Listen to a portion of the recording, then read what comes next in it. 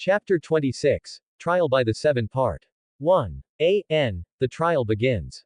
XXX. The day of the trial arrives at long last. Axel won't deny that he's been chomping at the bit for this. But Renly insisted on pushing it back an entire week for some reason. Hell, they'd just received word that the North's armies had reached Greywater Watch, while the armies of the Vale and the Riverlands waited for them at Derry. Even Tywin Lannister's forces had left Castle Rock by this point and were said to be venturing down the Gold Road. No matter what happened today, everyone would soon be arriving at King's Landing one way or another. Though obviously, there was only one outcome to all this madness. Axel was going to win the trial by the Seven, no matter the cost. There wasn't a doubt in his mind that he would come out on top either. He would try to conceal his true nature as best as possible, but he refused to lose, even if it meant revealing that he was something other than a man. His uncle's armies have moved back from King's Landing, while the location where they'll be holding the trial has been placed far enough outside of the city's walls that they're not within range of any bowman on Axel's side who might try to take an opportunistic shot. Each of them have been allowed to bring 50 knights along with the champions who will be fighting in the trial. On top of that, Axel brings the majority of his small council as well as the High Septon with him, but leaves Stannis behind in the city. Perhaps it's a little bit too on the nose, but if the impossible does happen today, then Stannis will become king of the Seven Kingdoms. He is, after all, the next in line for the throne no matter what Renly and his faction might think. On Renly's side of things, it would seem he's brought his own hand, Mace Tyrell, as well as his queen. In fact, the moment Axel lays eyes on Marjorie Tyrell, he feels something towards Renly that he's never felt before, jealousy. Truly, Renly's queen is a beauty among beauties. She's even more gorgeous than Cersei, Axel can't help thinking, his eyes lingering on her figure for a moment as the two groups approach. And she's entirely wasted on Renly too, if the rumors of his sword swallowing are true. The 50 men that each of them have brought form a half-circle perimeter on either side of the location where the trial will take place. Jon and the rest of the small council stay back, while Axel and his chosen champions stride forward. The 6 men that he's brought with him from King's Landing are the best of his sparring partners. They're the knights who never held back when they fought him, nor did they give up when it seemed like he was an insurmountable challenge.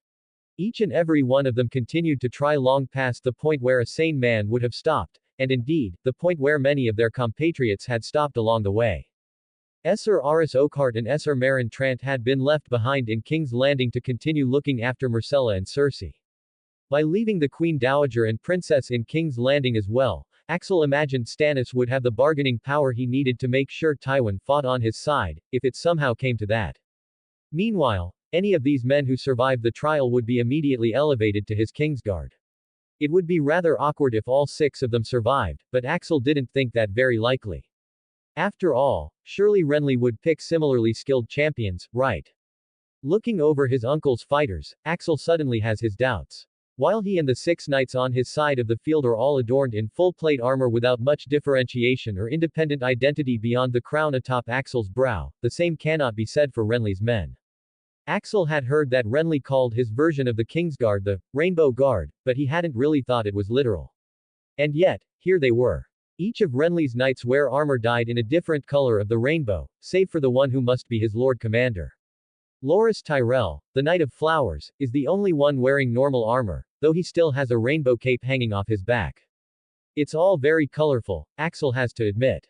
Perhaps a little too colorful. In the end, he just tries to ignore it and focus on the matter at hand, as well as the man who played the biggest role in bringing them all here and making this all necessary in the first place. But of course, just as Cersei had warned him, Renly hangs back. In fact, he has chairs brought forth for him and his queen, taking a seat with a smile on his smarmy face even as his Rainbow Guard all stride forward to meet Axel and the 6 knights at his sides. Admittedly, he's far less angry than he would have been if he hadn't had the chance to prepare for this eventuality. That's what allows Axel to force a smile across his face as he calls out to his treacherous uncle.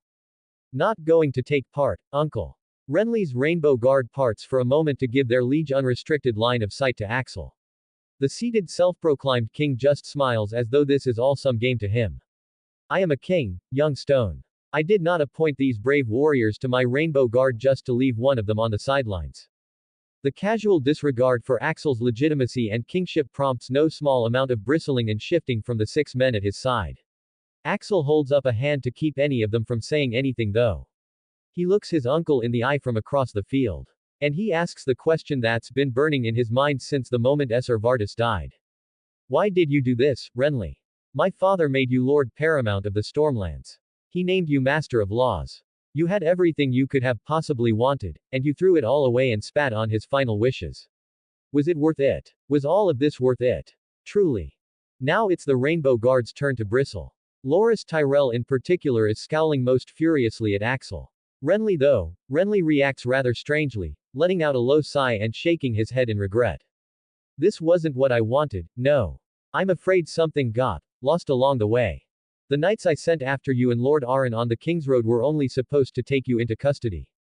But I suppose you fought back and so the point is moot. Still, if you want someone to blame, if you're looking for a villain in all of this, look no further than the man who has put lies in your head, Stone.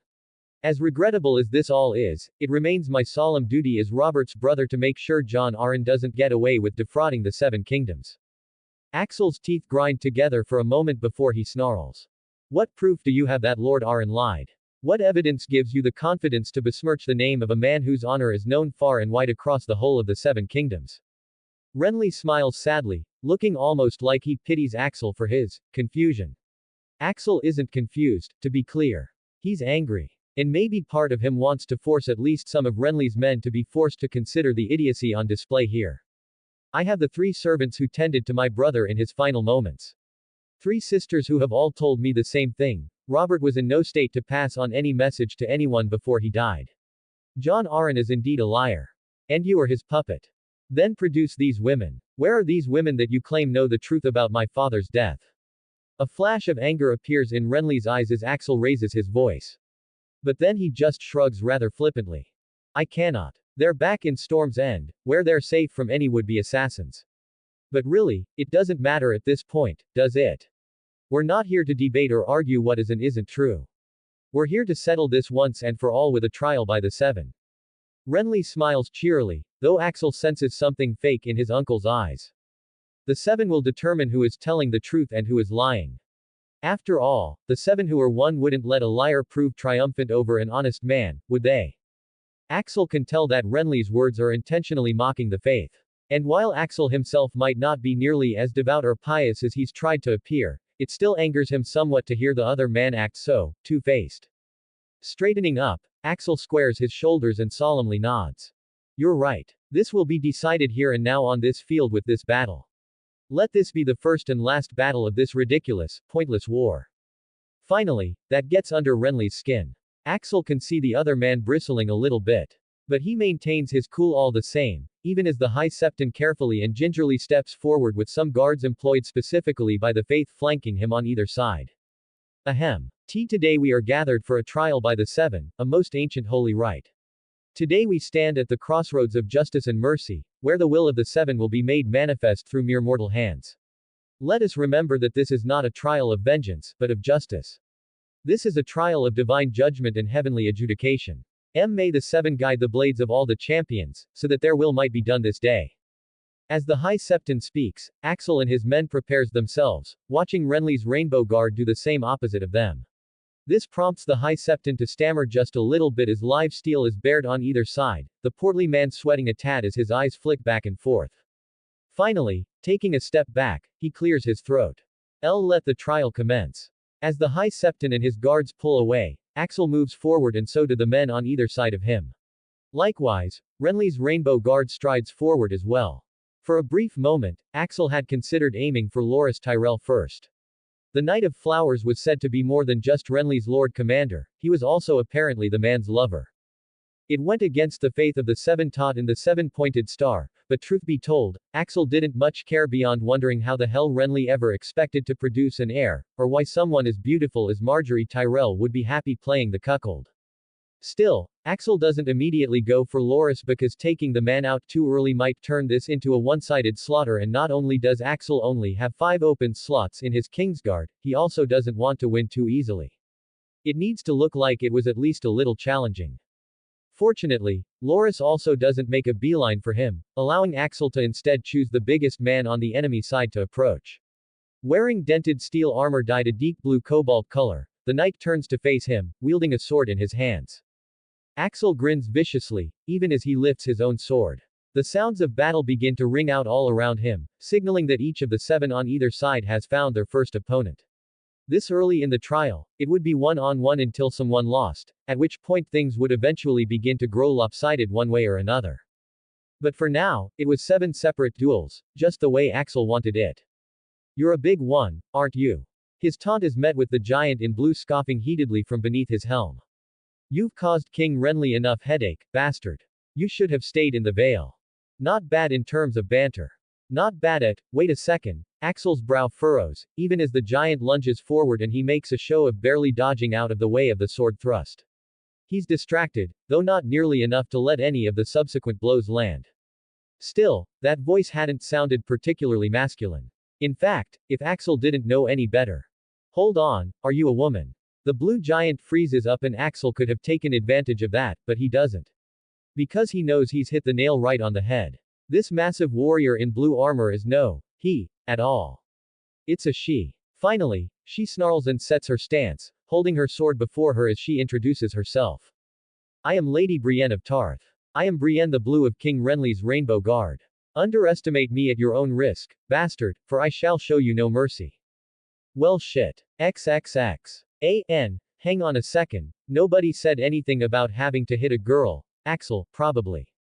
Chapter 27, Trial by the 7 Part 2. The Trial by 7 continues. XXX. Now he just feels awkward. He'd gone for Brienne because of her size and because he didn't want to go for Loras first, but he hadn't expected her to be a woman.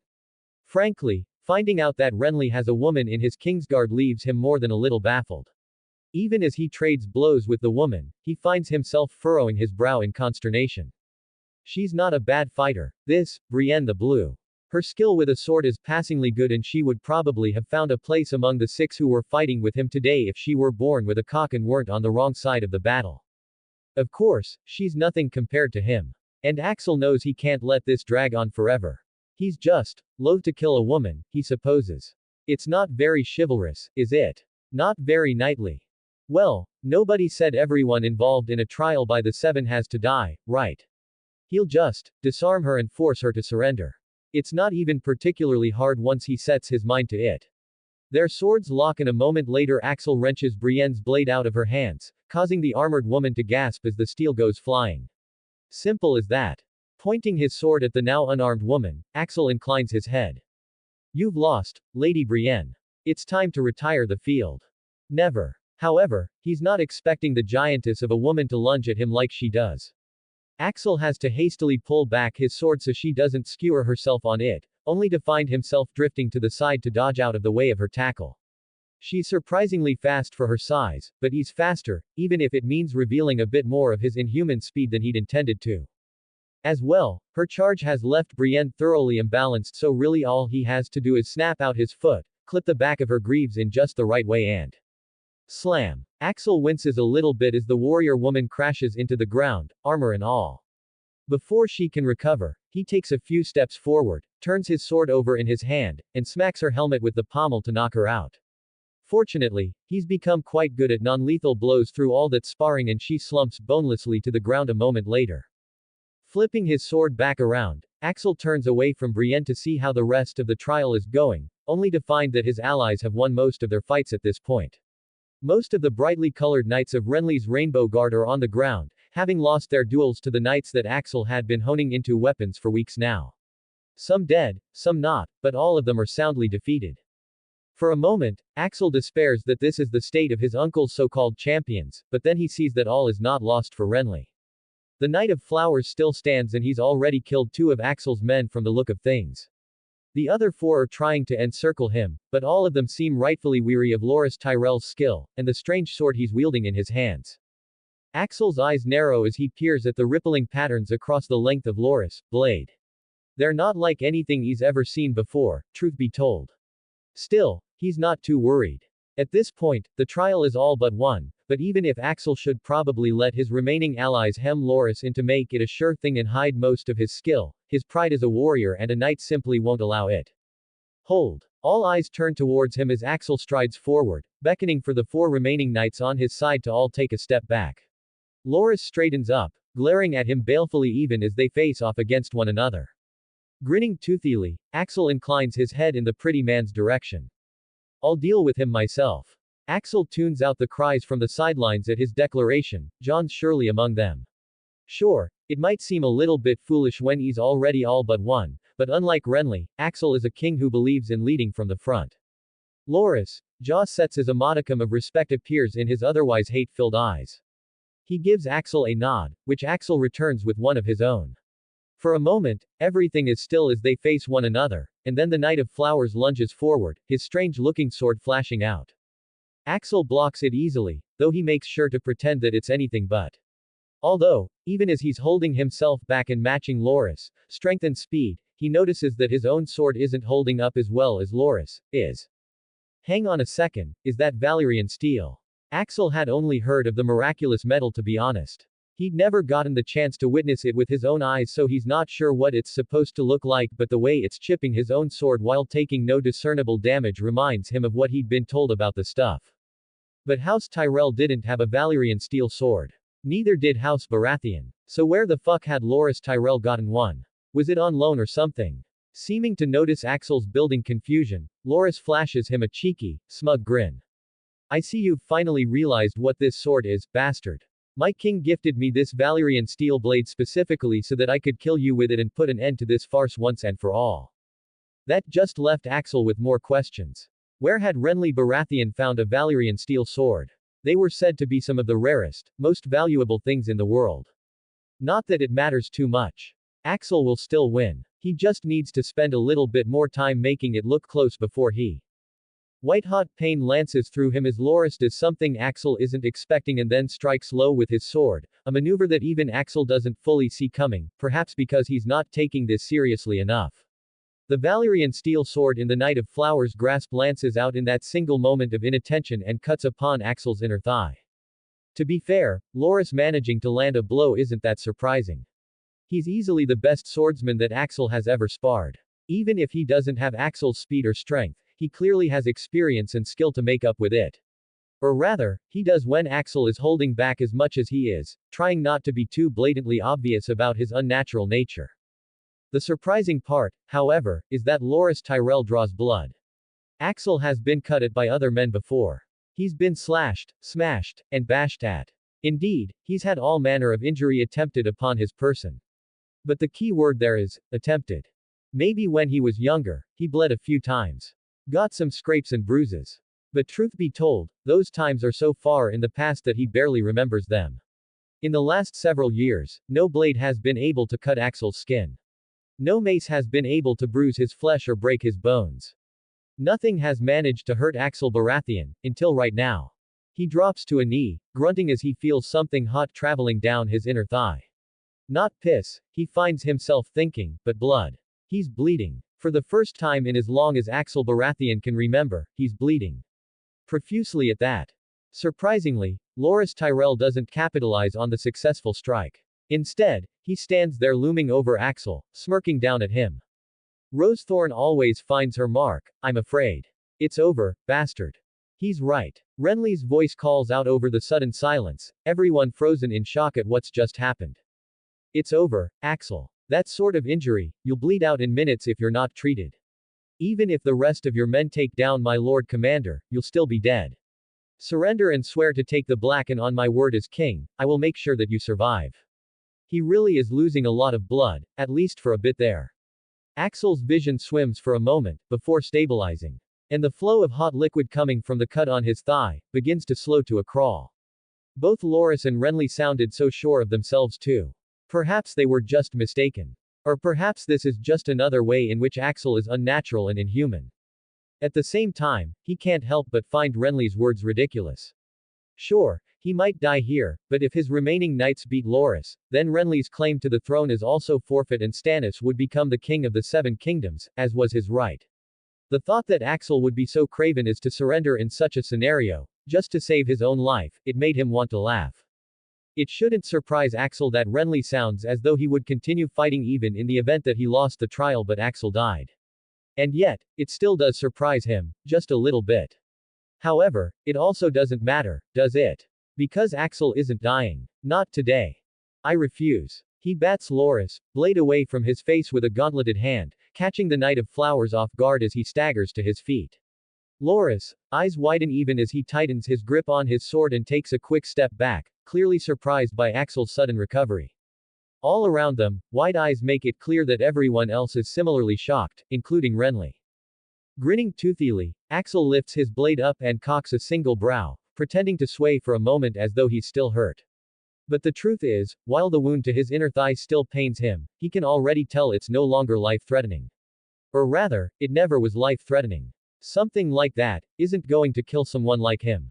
Renly buys Axel's little swaying act though, hook, line, and sinker. Feigning sadness, he sighs and waves his hand. End it, Loras. Loras prepares to do so, only to pause when Axel's remaining knights all take a step forward as if to assist him.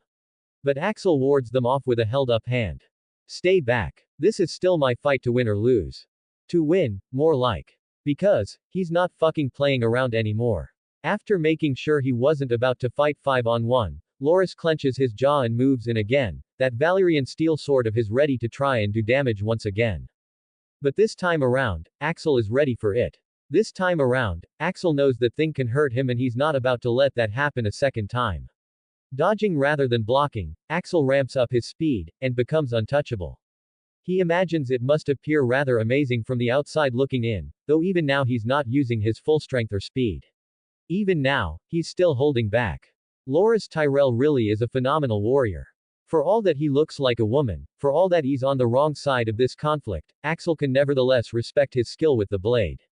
Unfortunately for him, simple skill isn't enough when up against whatever Axel was. That beautiful Valyrian steel sword, named Rosethorn, of all things apparently, swings through the air again and again, but Axel is never where it lands. He dances around Loras with ease, always ahead of the other knight. He's reading Loras' movements now, seeing where he's going to be before he's even halfway there. Despite landing first blood, the Knight of Flowers gets more and more frustrated as nothing he does works. More than that though, he begins to get exhausted. It's no surprise. He fought and killed 2 men even before getting to Axel, and a normal man like Loras could only fight for so long before his stamina began to run out. He was getting more and more tired by the moment. And a tired man is a man who makes mistakes.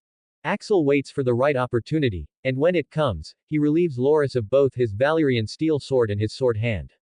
The Lord Commander of the Rainbow Guard overextends, one hand leaving the sword's hilt as he throws out a desperate thrust with all of his body behind it. And Axel is there to take advantage. His own sword, nicked to all hell from trading blows with Valyrian steel, flashes out and separates Loras' hand from his body. Both his hand and Rosethorn go flying through the air as a result, but Axel is there to catch them, much to the shock of the crowd.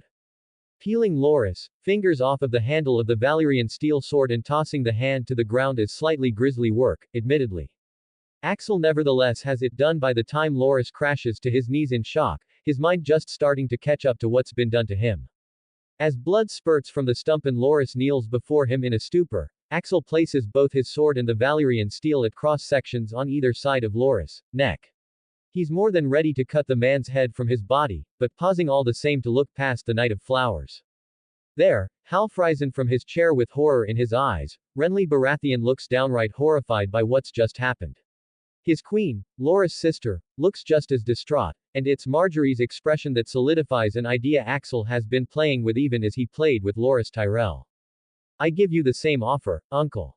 The trial is won. By me. Surrender, swear to take the black along with Sir Loras here, and I will spare his life as well as the lives of those who fought valiantly for you and still yet draw breath.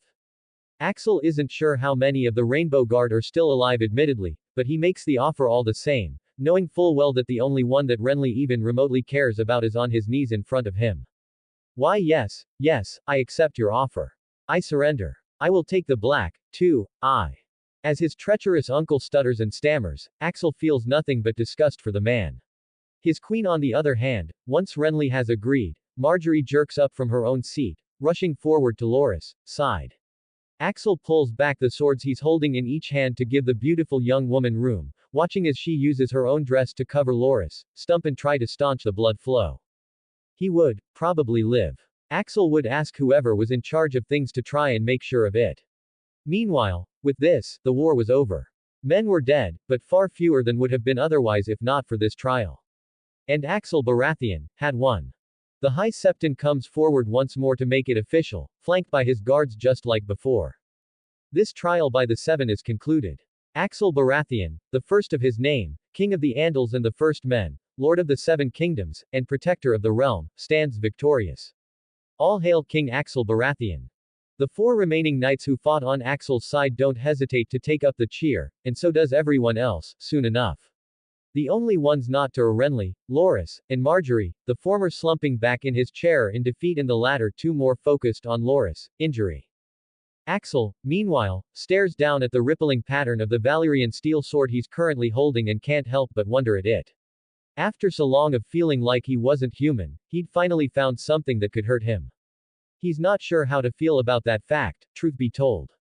But at least Renly's rebellion was over. It had ended not with a bang, but a whimper. And Axel was perfectly alright with that. XXX. Renly is defeated and the war is over. 3 chapters left in Arc 2 and then it'll be time for Arc 3. Chapter 28. Bureaucracy. Dealing with the bureaucracy. XXX. Jon Arryn sits and waits, holding in the weary sigh that he would almost certainly have released by now if he were alone. Renly's war is over at least, and thank the seven for that. Deciding everything with a trial by the seven had made it perhaps the cleanest war that Westeros had ever seen as well, though Jon wasn't a maester and couldn't be certain. All the same, the fact that so few men had to die for peace to be achieved, that was a blessing to be sure. Still, it's said that the bureaucracy never sleeps. Not entirely accurate, given that Axel's small council is meeting a day later, not the very same day as the trial. However, Jon himself had barely gotten any sleep given how much work he had to do, so in a way it was true. Seated at the head of the table in the small council room, the exhausted hand of the king smiles politely, even as Pycelle arrives last like usual and takes his own seat at the table. Stannis, Varys, and Petter are all already in attendance of course, as is Esser Aris Oakhart, standing there looking nervous but also anticipatory. Clearing his throat once Pycelle is sitting down, Jon taps the table as all eyes turn towards him. This should hopefully be a relatively quick meeting. Everything has already been decided by the king, this is mostly just so that we all understand his will in these matters. Nods are had all around for a brief moment before Jon continues. First things first, the king is in good health all things considered. He would be here, but he needs a bit more time to heal up first. Grandmaster Pycelle has provided a number of tinctures and poultices to help the king along, so I imagine he'll be up and raring to go in no time. The Grandmaster coughs at that, speaking up in his usual doddering tone. Why yes, well, if I were allowed to inspect the young king's wound, I would most likely have been able to render a more specific judgment on what sort of remedies he needed. Smiling plainly, Jon shakes his head. It was a simple sword wound. Nothing worthy of your time, Grandmaster. That obviously wasn't quite true. Axel was the king after all, even the slightest unsettling of his stomach was worthy of the Grandmaster's time. The truth was, there was actually nothing keeping Axel from being here today. Nothing at all. In fact, he'd likely made a full recovery before they even left the battlefield. It was strange in a way. On the one hand, seeing the impossible young monarch bleed for the first time had been terrifying for Jon. But on the other hand, all that Loras' single blow had managed to do was reveal to both Jon and Axel just how quickly he healed even when they did find something that could harm him. Jon himself had recognized the wound Loras had managed to deal to Axel as well, and much like Loras and Renly, he'd thought for a heart-stopping moment that Robert's son was a dead man walking. But no, while a gouge along the inner thigh like that would have killed any normal man, it had barely slowed down Axel. Secondly, onto the matter of Renly Baratheon and Loras Tyrell. As our king agreed to, Renly will be allowed to take the black. Until such time as he can be transported north, the king has decreed that he will stay in the upper levels of the black cells. Similarly, Loras Tyrell has survived the loss of his hand and demanded to take the black as well in spite of his father's protests, so he too will be confined to the black cells until he and Renly can be taken to the wall. There are nods all around the table at this. If Stannis is upset that Renly won't be executed for his crimes, he doesn't really show it, his face is as stoic and inscrutable as ever. The others don't seem to rightly care one way or another. Unfortunately, this next bit of news was something that would probably cause a few scowls. Even Jon wanted to scowl just thinking about it. But in the end they would all just have to stomach it. Letting out his weary sigh at long last, Jon delivers the bad news. Thirdly, House Tyrell will remain the rulers of Highgarden and Mace Tyrell will remain Lord Paramount of the Reach. That curdles Stannis' expression in a way that the news of Renly taking the Black did not. To be fair, Jon isn't happy about it either. There will be consequences, however. For the next 3 summers and winters, the Reach will be required to supply food to the Crownlands, including King's Landing, for a minor fraction of the usual cost. On top of that, Lady Margaery Tyrell will be remaining here as a ward of the Red Keep for the foreseeable future, joined by her grandmother, Lady Olenna Tyrell. Margaery and Olenna would be hostages in all but name to ensure that Mace didn't step out of line again. Jon would have liked to send Mace Tyrell to the wall along with Renly. Hell, he would have loved to attaint House Tyrell and see them replaced as Lord Paramounts of the Reach as well. There was just one major issue with that unfortunately. Namely, the fact that every single noble house in the Reach had answered their liege lord's call to war. Not a single one of them had balked at Mace Tyrell's orders, or at least not openly enough to see them replaced. Even the likes of House Florent, who had married one of their women to Stannis, or House Oakhart, of which Esser Aris was a member, had not tried to deny Mace's call to arms. Put bluntly, all of them were complicit in the same way that the Storm Lords had all been complicit in following Renly into treason. And if they went about punishing every single lord who played a role in this stupid, insipid war, then while the Night's Watch might thank them for the influx of recruits, the southern kingdoms would no doubt harbor resentment for years and years to come. No, in the end, the ultimate responsibility for this mess lay with Renly. In the wake of his defeat, he'd at long last confessed to making up the story of Jon Arryn's dishonor and lies, as well as convincing the 3 servants he had stashed away in Storm's End to support his lies as well. All 3 sisters would have to join the Silent Sisters for their crimes, and Renly and Loras would be taking the Black. But everyone else was going to get off relatively easy, allowed to fall back on the claim that they'd been hoodwinked by Renly's deception. Of course, the Reach was still going to be paying their debt to the crown for a long time to come. And the Stormlands.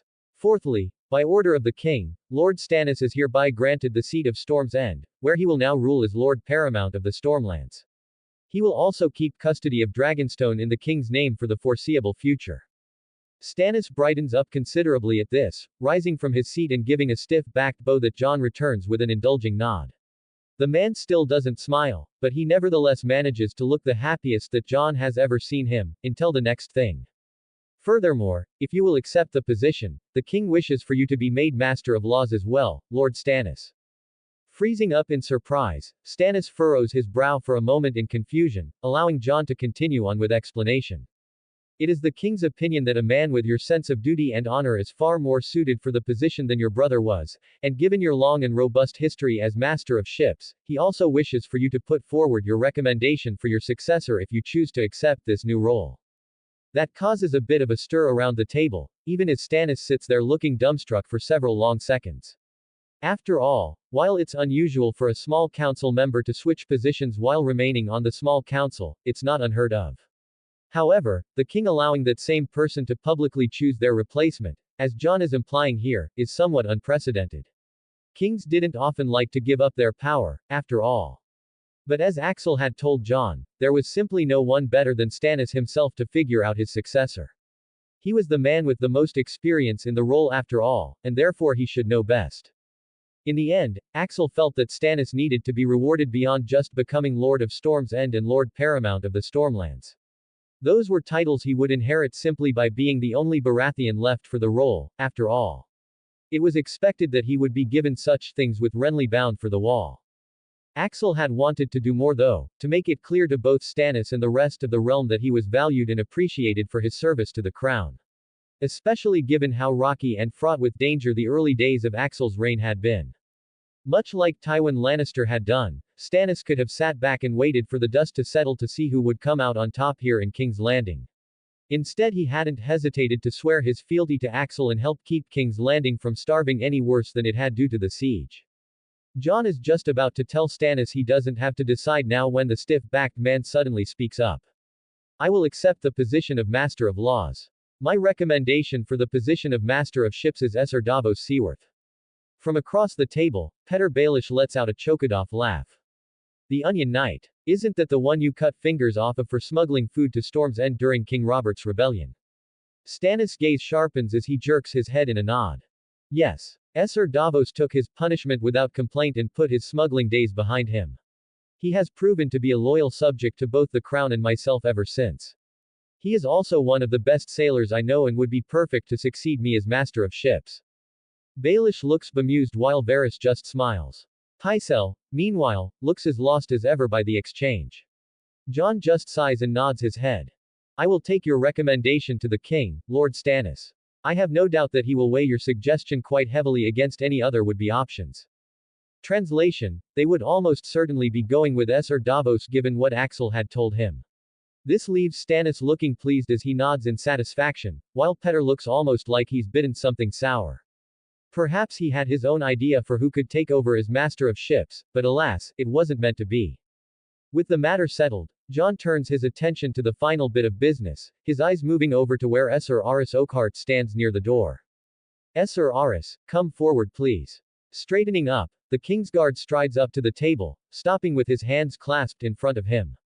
The Kingsguard has remained at a mere shadow of its former self since the wildfire tragedy and the suicide of Sir Jaime.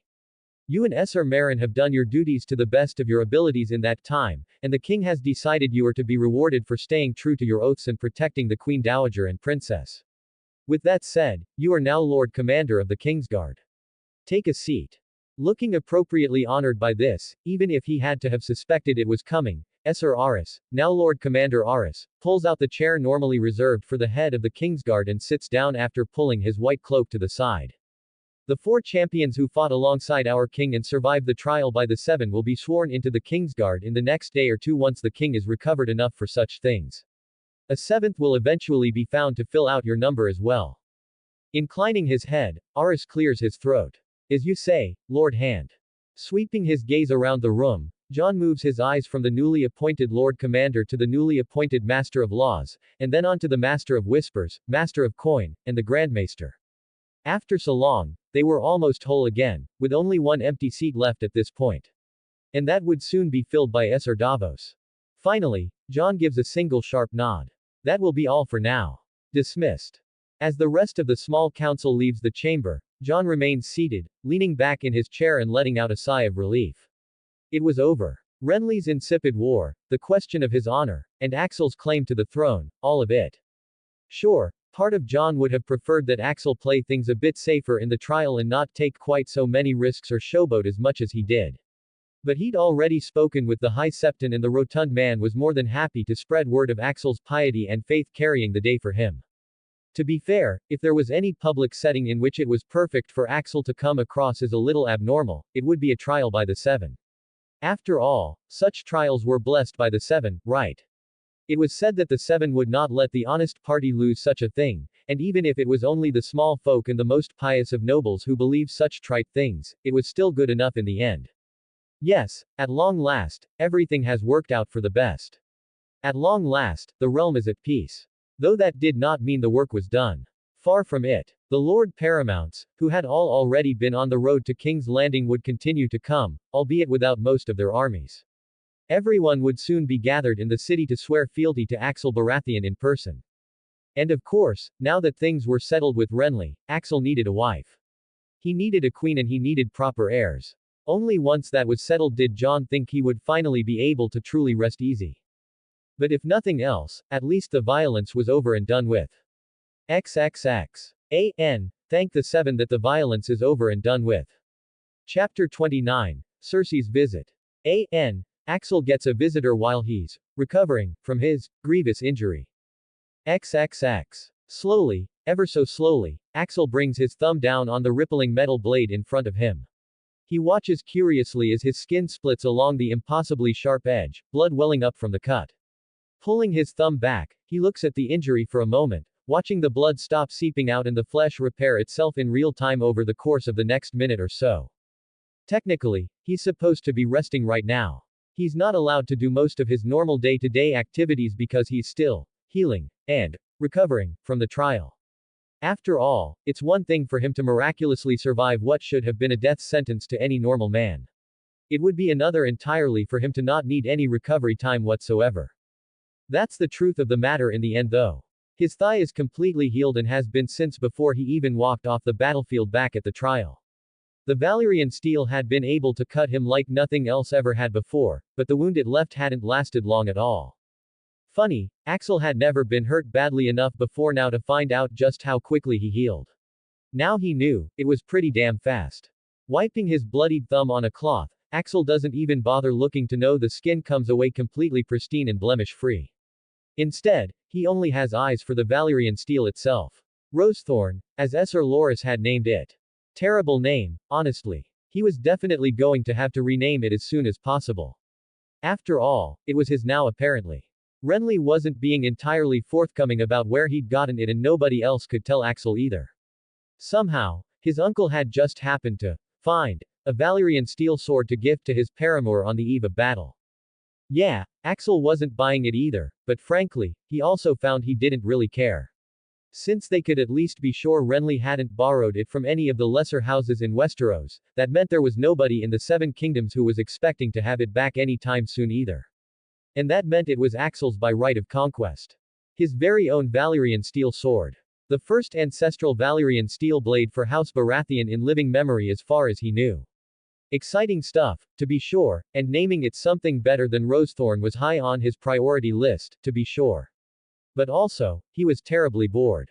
Cutting himself with Valyrian steel and testing his newfound vulnerability could only really entertain Axel for so long. Being cooped up and confined to his quarters for hours on end, it left him at his wits' end. Maybe it was time to sneak out. Nobody would expect him to leap from his balcony at the back of the Red Keep. Get a proper gray cloak, and he was sure he could blend in fairly well. He could find out how the small folk were taking his victory. He could see how his people were doing now that the siege was over and everything could hopefully return to some semblance of normal. Yes, that sounded good to Axel. Jon might be cross if he found out, but that was only if he found out. Rising from his chair, Axel quickly sheathes his new Valyrian steel sword and sets it aside. However, just as he's going for the plainest cloak he can find, there's a knock at the door that makes his shoulders slump and draws a quiet groan of disappointment from his lips. Yes. What is it? The Queen Dowager, Your Majesty. She wishes to see you. Ah. Well damn. Now he's even more tempted to flee via the balcony, ha. But, no. There's no hiding from this. He might as well take his lumps and get it over with. Send her in. The doors to his chambers open and Cersei Lannister comes sweeping in only to stop dead in her tracks with wide eyes when she sees him standing there. To her credit, she recovers swiftly enough, approaching him at a sedate pace with her hands hidden away in the voluminous arms of her dress. I heard you were injured in the trial. I thought you'd be in bed resting. Should you be up and moving quite yet? Axel grins and shrugs. What the Grandmaster doesn't know can't hurt him.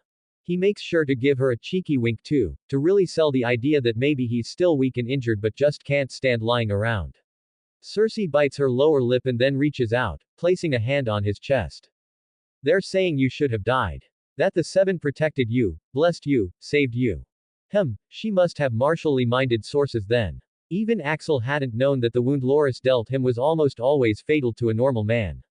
Apparently, there were places on a man's body where if a sword cut, then the blood would flow and flow so fast and so vast that the man would die in mere minutes. Such a wound could be treated, but only if done so immediately and in the right manner.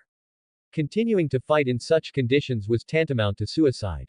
Especially since everyone knew how fighting made one's blood pump all the more fiercely, and that would in turn make the injury bleed you out all the faster. That was why, when Loras managed to bring him to his knees, both the Knight of Flowers and Renly had assumed Axel was done for and offered him the chance to surrender. To anyone with years and years of experience in battle, it was apparently obvious that the fight was over right then and there.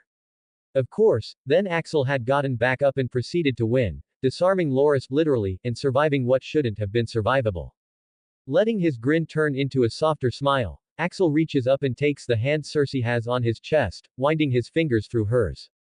Is that a note of concern I hear in your voice, Queen Dowager? Honestly, I thought you were going to be furious at me. She gives him a confused look, prompting Axel to explain. I know how much you wanted me to kill Renly. I know you counseled me to make sure he died time and time again. Really, he'd thought that Cersei had come here to scream at him. The Queen Dowager certainly had the lungs for it, and the disposition too. He'd expected her to be quite wrathful over him allowing Renly and Loras to take the black. Instead, she seems more worried about his health than anything else. Blinking, Cersei shakes her head and steps forward, pressing herself against him. Oh, that, I don't care about that. I suppose finding out you'd been hurt helped me put my priorities in order. Huh. Axel finds himself moving his hands to the Queen Dowager's hips, grinning a little as she smiles up at him and lifts herself up to find his lips. Well now. He really shouldn't be partaking in any strenuous activities to sell the illusion that he wasn't fully healed, but to be fair, he wasn't supposed to be fucking Cersei anyways. It should be fine just so long as nobody else found out. His hands move from Cersei's hips to her ass, squeezing her buttocks through her dress as they kiss. She surges forward, wrapping one arm around his neck and pushing her lips insistently against his. Meanwhile, the other arm. Axel furrows his brow as he feels something oddly pointy poking into his side. It's nothing more than a little irritating, but it's still distracting enough to make him break his lip lock with Cersei and look down to see what's gotten between them.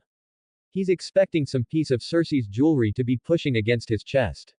What he's not expecting is to see Cersei wielding a rather sizable dagger, at least for her, in her free hand and trying to slip it up under his ribs and straight into his heart. Only, while she's cut through his shirt and left a hole in the cloth, she's finding it impossible to penetrate his skin. The dagger is just normal castle-forged steel, after all. For a long moment, they both stare down at the dagger in disbelief. Axel is having a hard time processing, truth be told. The Queen Dowager was trying to kill him.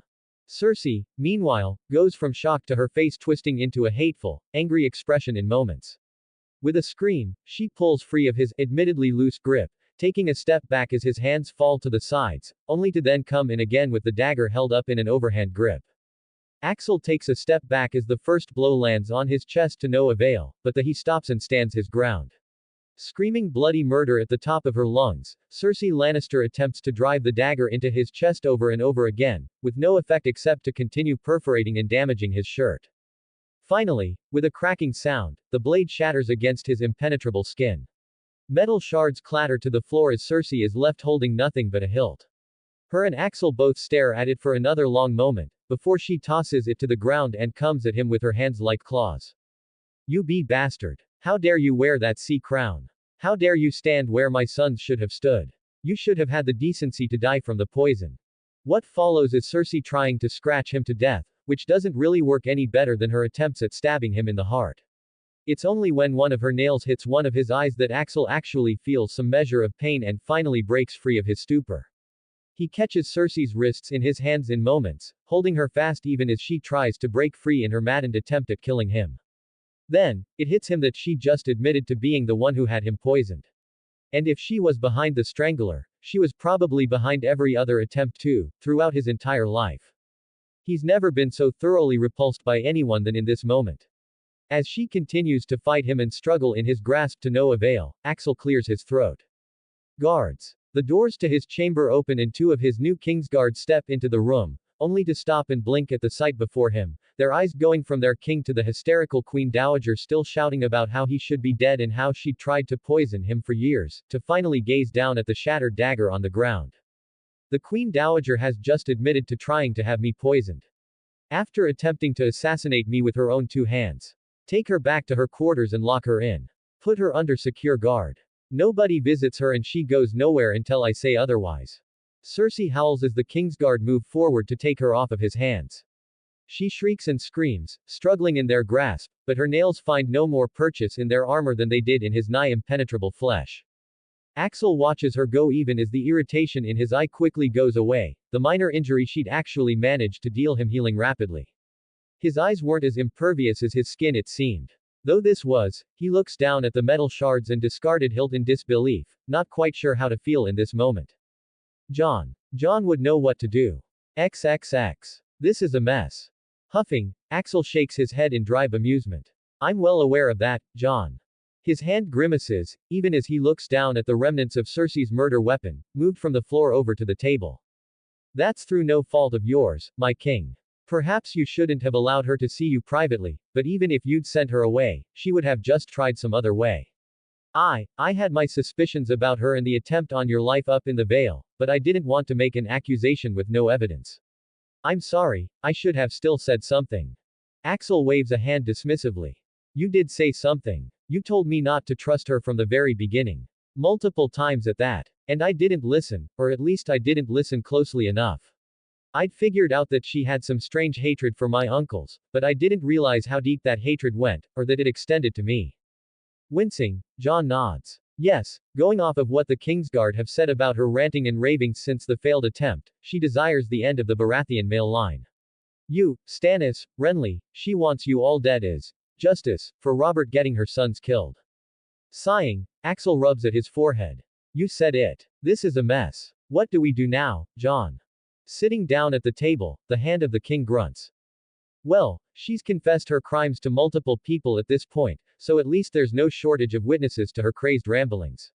She tried to kill you after trying to have you assassinated all throughout your life. As king, you have every right to execute her, but she is the daughter of a Lord Paramount and the Queen Dowager besides. Axel nods, gesturing for John to continue. The normal answer for someone of Cersei Lannister's stature having committed such grave crimes would be either the Block or the Silent Sisters, but given just who she is the daughter of, I doubt either option would be tolerated. That draws a snarl to Axel's face and he leans forward with bared teeth. I'll be honest with you, John, I'm not sure I care what Tywin fucking Lannister finds tolerable at this point. If he has a problem, I'd be glad to go and take it up with him personally if I had to. Chuckling, John shakes his head. I'm sure you would, Axel. But, there might be another way. The old lion is coming here to King's Landing, as are Lord Tully and Lord Stark. They'll send most of their armies back home now that the war is settled, but given they were on their way already, they'll almost certainly come themselves still to finally bend the knee to you in person. That gives us an opportunity to meet with Tywin Lannister in private. No letters to be intercepted, no go-betweens, no courtiers to overhear us. John pauses before tilting his head and giving Axel a meaningful look. This might be a blessing in disguise, Axel. The concessions we could get out of the old lion for this, might be on par with the concessions we've wrung out of the Reach for their part in Renly's war. Axel's brow raises at that, surprise entering his face before his expression becomes one of furrowed contemplation. Finally, he slowly nods. Make the arrangements then, John. Let's see what we can extract from Tywin Lannister for this incident. At least he never made the mistake of coming inside of the crazy bitch. Small mercies, that. XXX. As I mentioned long ago, Cersei did not last unfortunately. The more I write this arc, the harder it became to imagine a world where she stuck around. In the end, she wrote herself out of the story LMAO. Chapter 30. Tywin Lannister. Tywin Lannister arrives in King's Landing at long last. He's not thrilled about it. XXX. Oftentimes, being invited to a private meeting with the king in his hand just after arriving in the capital might be construed as a good thing. It could be taken to mean you were being given special consideration and that you had more pull and influence with the king than others. Tywin Lannister would certainly be doing everything in his power to imply exactly that after this meeting was over and done with. He would also do everything in his considerable power to keep the true nature of this meeting away from the gossiping busybodies of the king's court. A lesser man might say that he brought this on himself, all things considered. Admittedly, Tywin had taken something of a gamble when he'd gone about things the way he'd had. And sure, perhaps he hadn't been thinking clearly at the time. Fine. In the privacy of his own thoughts at least, he could admit to being quite upset when the news from King's Landing had first reached his ears.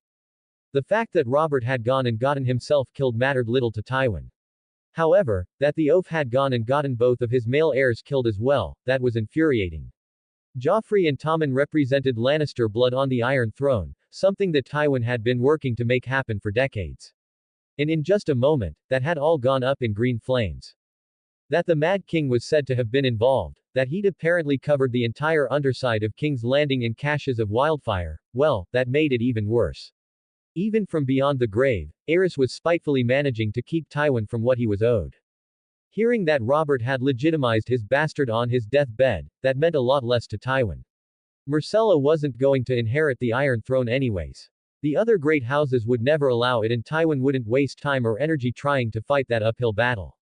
So whether it was Robert's bastard son or one of his brothers who wound up sitting upon the Iron Throne, in the end it meant little. News of Jaime's death though, that had shaken Tywin to his core. And ultimately, it had caused him to freeze up at a critical moment. There were so many things Tywin could have done differently. So many ways he could have gone about things. But Jaime's death had left him in a state of inaction. Tywin had always prided himself on being a strong man, on projecting a certain image to the rest of the Seven Kingdoms. His father had provided him of an example of what not to do, and Tywin had spent his entire life doing the exact opposite. But Jaime, why? Even now, Tywin didn't have answers. He'd hoped to look into the issue now that he was finally in King's Landing and could see if anyone could tell him why his eldest son had thrown himself off the top of the Red Keep, but first he had to deal with this mess. What the hell was Cersei thinking? His daughter had long been a headache for Tywin, though once he'd finally managed to marry her off to Robert and send her away to King's Landing, that headache had lessened considerably with time and distance. Being allowed to meet with her for a few minutes before he'd been escorted to this meeting had brought that headache back in full force. His daughter had been quite mad, talking about the king being a monster with impenetrable skin, how she'd fed him every poison imaginable and he still refused to die. How he couldn't possibly be human. Tywin knew full well that Cersei considered herself to be quite the intelligent schemer. He also knew that she thought herself the closest thing to an heir that he had, not in the literal sense, but in the metaphorical one. She believed herself to have inherited his intellect and his cunning, and she prided herself on always being the twin with a plan between her and Jaime. Unfortunately for her, almost none of that was true. In the end, for all that Cersei was smarter than Jaime, she was still a woman at the end of the day. And women were passion-driven, flighty creatures who often made the wrong decisions if they were not guided by the right man. Case in point, his daughter had ignored his order to leave King's Landing and bring Myrcella to Castle Rock back when Renly first declared Jon Arryn a liar and himself king. As a result, House Lannister had been in a less advantageous position for the entirety of this war. And now he arrives in King's Landing to this mess. As you can imagine, we find ourselves in a bit of a quagmire of sorts, Lord Lannister.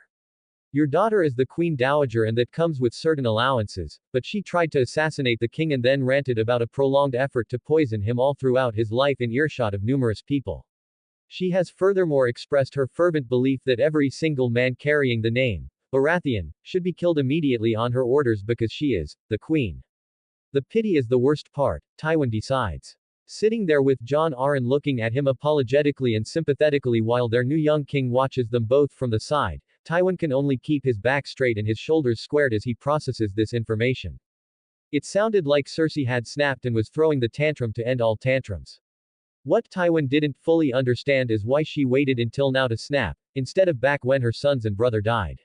He can only imagine that she had some sort of scheme in place that fell through, leading them to the current situation. Still, he at least has to try to make something of this situation. My daughter is a grieving mother, Lord Arryn. She also lost her twin sibling at the same time that the princes perished. This hysterical state will pass with time and the king's mercy on these matters will be remembered far longer than anything she said in overwrought condition. Axel Baratheon's brow raises at that and Tywin finds himself once again noting just how much he looks like his father, albeit without the beard. The king of Westeros is a handsome young man and Tywin only wished that he had some maiden to throw at him to secure the Lannister hold on the throne.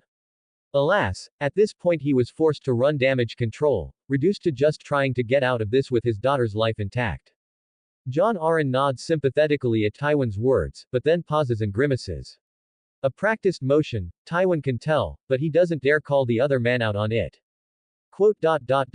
The extenuating circumstances certainly must be taken into account before a judgment can be rendered. However, there is still the matter of the other crimes she's confessed to. Her numerous attempts to poison Axel date back almost 20 years, long before the tragedies that rocked the realm and your family more recently. That, on top of the assassination attempt, speaks to a premeditated desire to murder our king. Yes. Though Axel wasn't really the king back then, now was he. If any one of these purported poisoning attempts had actually worked and Axel had died as some nameless bastard in the Vale, none of this would have mattered. And even if she'd been caught, Cersei would have suffered little more than a slap on the wrist at most. It would have been just a bastard, after all. It was only now that Axel was king that Cersei's numerous incompetent attempts on his life mattered so much. It was only retroactively that her efforts to poison him became attempted regicide instead of just cleaning up her husband's indiscretions. Of course, Tywin doesn't say that. He's not stupid. Nor is Lord Arryn. The man is, frustratingly competent, all things considered. Smiling, the hand of the king dips his head and shows his hand just a little bit. I think we all agree that execution is off the table. Tywin doesn't let himself feel relieved, even as Axel nods and finally speaks up in a quiet yet strong tone. Yes. I don't want her dead. That was good. But it wasn't enough, as evident by John Aaron's next words. If she were a man, then the option for her to take the black would be on the table. However, since she's a woman, the most obvious choice would be for her to join the Silent Sisters. His lips thin out at that. Truth be told, if things weren't so dire for his house, Tywin wouldn't have minded sending Cersei to the Silent Sisters. His daughter had made a right mess of things, there was no denying that. However, she was also the solution to the mess he found himself in back in the Westerlands. So no, the Silent Sisters weren't an option. A daughter of House Lannister is too good for the Silent Sisters. Remand her into my custody instead. Allow me to take her back to Castle Rock and I can assure you that she will never leave the Westerlands, nor scheme against you ever again. I won't give her the time to even think about such things. Both of Axel's brows raise at that, the younger man clearly finding it difficult to believe Tywin's words. Lord Arryn, however, already has a look of understanding in his eyes. Leaning forward, their young king frowns. And how do you intend to make sure of that? Looking to Axel, Tywin speaks rather blandly. I am in need of an heir and Cersei is still of the right age. I will remarry her to a loyal man of the Westerlands and their firstborn son will be the next Lord of House Lannister. She will be far too busy with her new duties to plot against you, your grace. I personally guarantee it. Axel's brow furrows harder at that. Don't you already have an heir? I thought you'd had 2 sons. Tywin resists the urge to scoff derisively. Instead, he keeps his tone even as he slowly shakes his head. Tyrion is a dwarf. He cannot inherit. From the way the young king blinks, nods, and sits back in his chair, he probably doesn't fully understand. A bastard like him wouldn't. He might even be taking Tywin's words at face value, assuming that there's some law he doesn't know about that says Tyrion literally cannot inherit. This isn't the case, of course. If Tywin were to die tomorrow, Tyrion might very well inherit Castle Rock, though he likes to think that Kevin would never allow it. However, so long as Tywin drew breath, he would personally make sure that his deformed son never became Lord of House Lannister. Tyrion might be a Lannister, but he would always be the least of the Lannisters so long as Tywin had a say in things. With that said, Tywin's only other option was to drag Cersei back home and put her to work getting him an heir of sound mind and sound body so he could replace the imp in the line of succession. It was what he'd wanted from all the way back when he'd sent that first letter, but of course his willful daughter hadn't taken anything into account but her own desires, like always. The king and his hand exchange a long look before Lord Arryn clears his throat. The crown is not opposed to releasing Cersei Lannister into your custody on the understanding that you will swear on your honor to keep her in line, Lord Tywin. However, there are other considerations that must be addressed first. Especially regarding the balance of influence and power in the realm. Tywin's eyes narrow at that. He didn't quite understand what the Lord Hand was talking about. Fortunately, the king seems to grow tired of all the wordplay and suddenly speaks up. You're going to forgive most of the crown's debt to your house and cease all interest on the remaining amount. In exchange, we'll give you Cersei. Jon Arryn sighs and rubs the bridge of his nose as the king just outright says it, but truth be told, Tywin isn't as insulted as he would have thought. After everything he's had to deal with, Axel Baratheon's bluntness is rather refreshing, even if it is still a little infuriating. The crown owed House Lannister 3 million golden dragons at this point in time.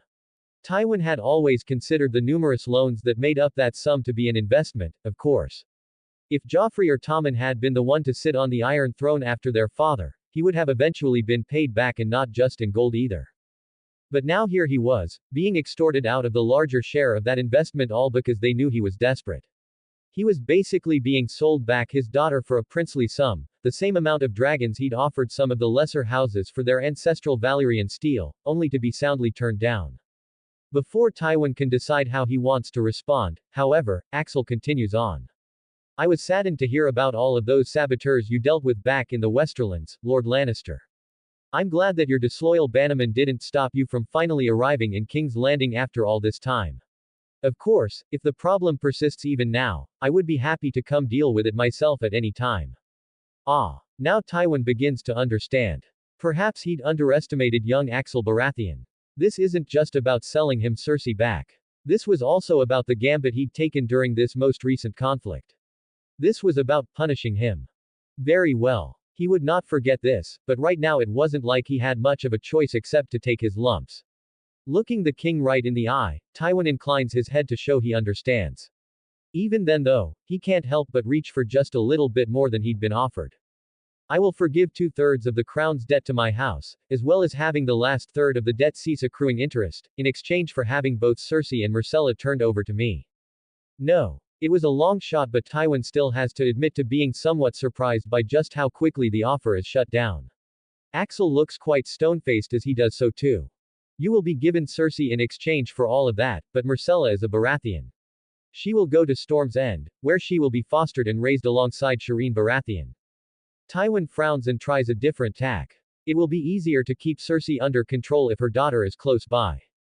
But Axel isn't having it. My decision is final. Cersei's hatred for all things Baratheon leaves me questioning if even Myrcella would be safe around her at this point.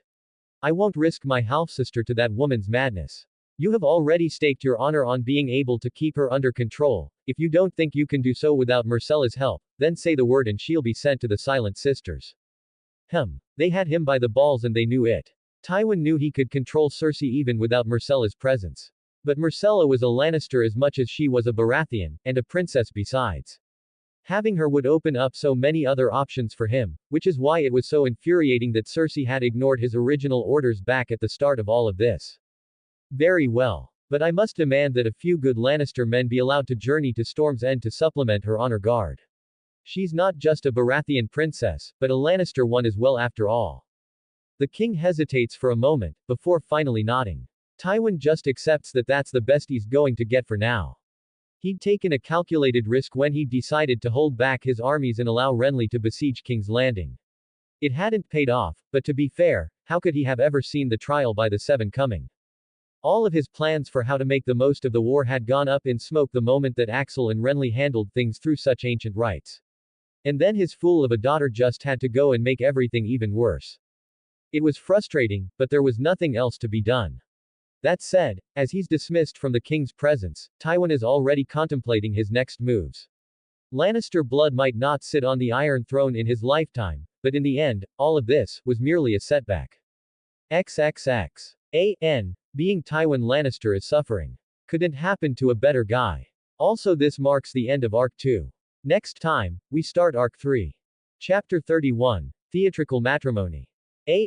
Oaths are sworn, Axel continues to be freakish, and Jon broaches the topic of matrimony. Axel sits upon the Iron Throne, idly tapping the sheathed rosethorn against his knee as the herald announces each of the great house lords before they come up to swear fealty to him directly. It was more than a little overdue, but that was just how things worked out sometimes. Frankly, that 6 of the 7 heads of the great houses of the Seven Kingdom were all in the throne room at the same time was in and of itself a bit of an occasion. Lord Tywin Lannister comes first, a small consolation prize after how badly Axel and Jon had wrung him dry a few short days ago. After him is Lord Eddard Stark, a somewhat dour-looking man who was supposed to have been his father's best friend once upon a time. Next up following the Warden of the North is Lord Edmure Tully of the Riverlands. He's younger than the others, but still older than Axel.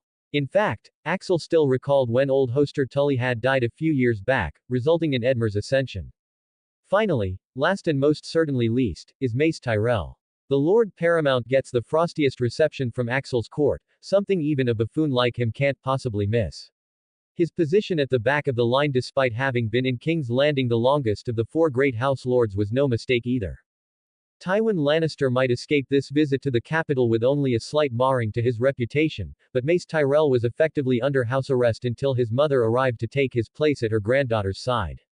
Only then, once Lady Olenna and Lady Marjorie were both secured in the Red Keep, would Mace be allowed to return to his lands and begin paying his penance to the crown for his foolishness. And everyone knew it too. Meanwhile, Jon and Stannis had long since sworn their oaths in person, so with Mace done, that's the end of the Great House Lords. Technically, Balon Greyjoy should have made his way to King's Landing by now as well, but the Iron Islands were notoriously prickly and isolationist. Jon assured Axel that so long as the Ironborn weren't outright raiding the coast of Westeros, they were better off ignored, and based on everything he'd heard about them, Axel was inclined to agree. Of course, that doesn't mean it's over. Once the 4 great house lords are all done, their vassal lords who have made the journey along with them come next. These ones don't get their own announcements at least, but there's still a line that stretched out the damn doors of the throne room as they each walk up, bow low at the waist, and move to the side just like happened after Axel's original coronation. It's all so tedious and boring, but Axel was quickly discovering that ruling could be very tedious and boring, especially in peacetime. That wasn't to say that he necessarily wants the war back, not when it had resulted in the small folk of King's Landing starving and had almost ended in the bloodshed of tens of thousands of men fighting outside of the capital. But even still, he finds himself adjusting upon the Iron Throne, wondering just how much longer this can all take. At least the damn thing can't cut him like it had so many of his predecessors, reportedly. It's uncomfortable as shit, but not painful. Not to someone like him anyways. XXX. What feels like hours later, Axel has finally escaped the throne room and the endless parade of noblemen all bowing to him one after the other. He'd thought he got enough of that after his coronation, but it turns out that the tail end of an almost tour is the perfect time for a bunch of Westeros nobility to finish the journey they were already making to King's Landing and all give their vows of fealty at the same time. He's playing with the Valyrian steel sword again when Jon walks in on him, causing his hand to immediately sigh and shake his head. Will you please stop cutting yourself with that thing, Axel? It's a nasty habit, no matter how quickly or fully you heal. Looking up, Axel raises an eyebrow. Then he places his hand on the table, palm up, and brings the Valyrian steel down on it, right then and there. Jon's eyes widen and he takes a step forward, an aborted shout erupting from his lips. No. And then he sees that while blood still wells up, the sword hasn't split Axel's hand in two like it should have. Instead, Axel wipes the blood away with a cloth and shows Jon that the gash in his palm is already healing, even as he sets the Valyrian steel away. That nasty habit, as you call it, had a purpose, Jon. I noticed a while ago that it wasn't cutting as easily or as deeply anymore. So I kept going. And the results speak for themselves, I'd say. Even Valyrian steel doesn't cut you as deeply anymore. Axel smirks and shakes his head. So it seems. I guess I'm getting used to it. His smirk drops at the end there, replaced with a contemplative frown. Honestly, he doesn't understand exactly how his body works.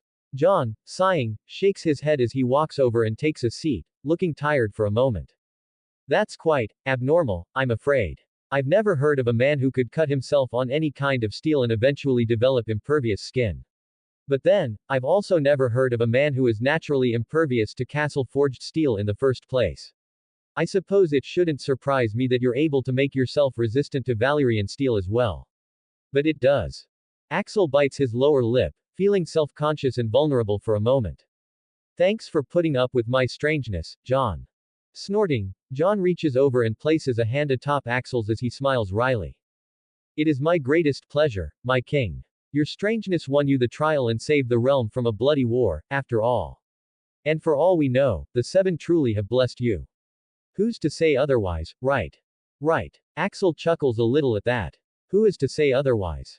Not the High Septon, who has been preaching about how the Seven are more present today than they've been since the time of Aegon's conquest, all because of Axel's victory in the trial.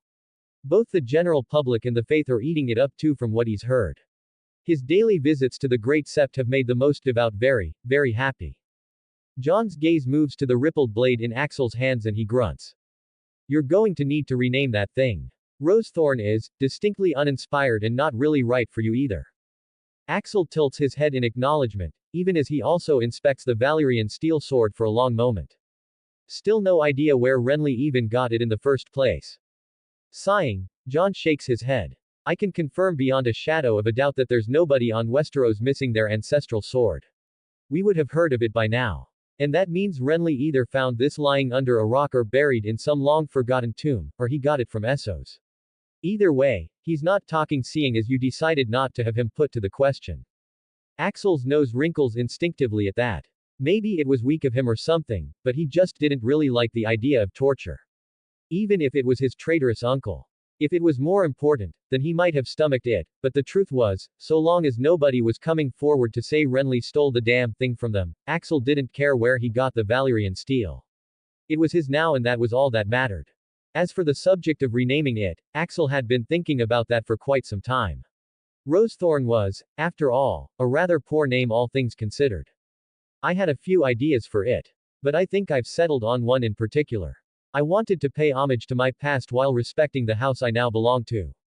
Tell me, what do you think of Stoneheart? His lord hand is silent for a moment in consideration before finally nodding. Stone to call back to your roots is a Vale bastard and heart for stag. I think it's a good, strong name Axel. A worthy name. Axel thinks for a moment longer, still looking down at the blade. Then, he makes his decision, not the type of bother fretting over it for any longer than necessary. Then that's what it will be called. Stoneheart. John inclines his head, even as Axel sheathes the sword and sets it aside. Looking to his hand, he raises an eyebrow. I imagine you didn't come here to talk sword names with me, John. What other business brought you to me today? Smiling apologetically, the Lord of the Vale leans back in his chair. The business of matrimony, I'm afraid. Axel had, somewhat known this was coming. It was an issue that was shelved while Renly was making a fool of himself and throwing the damn realm into chaos, but that just meant it was an even bigger issue now than it had been before. In fact, it was perhaps the biggest issue that a king could face. Succession. Right now, Stannis was his heir because Axel had no children. Until he had a son, Stannis would become king of the Seven Kingdoms should he die. Now obviously Axel had no intentions of dying anytime soon, but as John had explained to him, the confidence of his lords and even the small folk themselves would surely deteriorate if he remained without a wife and children for too long. To be fair, it wasn't as though Axel were opposed to the idea. Ever since Cersei had tried to kill him, he'd actually begun to get a little, pent up even. It had been weeks now since he'd last laid with a woman, where before he and the Queen Dowager had been going at it every other day or so. Seeming to misread his silence, John leans forward. I know you might not be excited by the prospect, but you need a queen, Axel. After how Robert and the princes died, the realm needs the security of a proper line of succession now more than ever. With Renly dealt with, this has to be our biggest priority. Axel just chuckles. I understand, John. And I agree. Though I also think the debt takes equal priority with getting me a wife. John lets out a weary sigh at those words, even as he nods his head in solemn agreement. When John had told Axel just how much debt Robert had gotten them in, Axel had been flabbergasted. How had one king, even with over 20 years to do so, managed to spend 6 million golden dragons? In peacetime no less. Hell, the total spent was actually more than that already staggering 6 million too because they were still taking in taxes from all across the Seven Kingdoms throughout that time. The 6 million of debt represented how much they still owed after collecting 20 plus years of royal taxes. Disgraceful. Fortunately, they'd been able to wipe away some of that debt by leaning on a desperate Tywin Lannister. But with millions still owed to the Iron Bank of Bravos along with dozens of other, smaller lenders, Axel wasn't even sure if they would manage to pay the rest off in his lifetime. All he could do was get a head start on the problem for the sake of his children, really. I agree completely, Axel. The debt, we will do everything we can to ease the burden on the crown over the coming years. I appreciate your sense of frugality. Axel just snorts derisively at that, shaking his head. Then, he turns back to the other matter at hand. Right then. A wife. I have a condition, John. A major one. His hand raises a brow at him and Axel prepares himself for a fight, knowing full well that he's about to ask for something outside of the norm. I want a woman, John. My age or older. I don't want some girl maiden who's barely flowered or anything like that.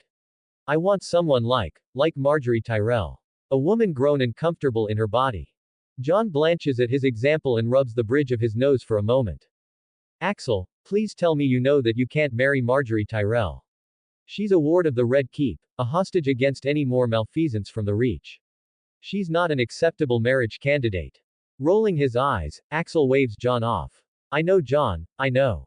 She was an example. Anyone too much younger than her is off limits. I don't even want to hear about them. That will vastly limit the number of potential brides, my king. Especially if we want to be sure that your wife comes to the bedding with her maidenhead still intact. Scoffing, Axel shakes his head. I don't care about that sort of thing. John gives him a long-suffering look. You should, Axel. The nobility will. Even the small folk will. And the faith certainly would. There needs to at least be a semblance of propriety. The mention of the faith makes Axel grimace, but he's not willing to back down on this. He has two reasons, really. Firstly, Cersei had been fun in bed for all that she'd turned out to be crazy. He found he had a liking for an experienced older woman like her. But marrying someone as old as Cersei was, of course, out of the question. Hence this compromise. Secondly though, Axel was worried about his prospective wife being able to handle him or not. Even if he would have to moderate his strength no matter what, he still wants a woman who can at least try to go toe-to-toe with him, not a girl who doesn't know what to do. And he wants a woman who will be able to handle childbirth as well. With all of that in mind, Axel gives Jon a determined look.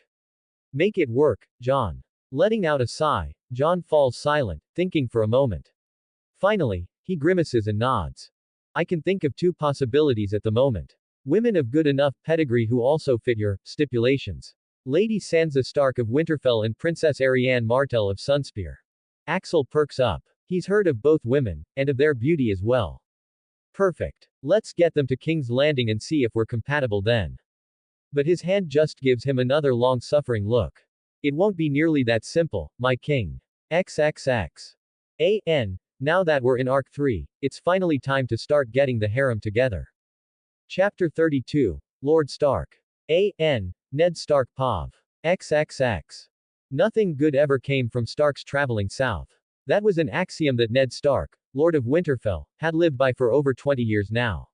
His brother had gone south and been thrown in the black cells for it. His father had gone south and been killed along with his brother.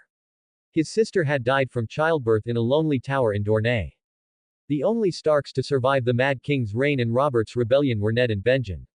And of the two of them, Ned was the only one to go south and return to tell the tale. But even he couldn't say he'd escaped unscathed.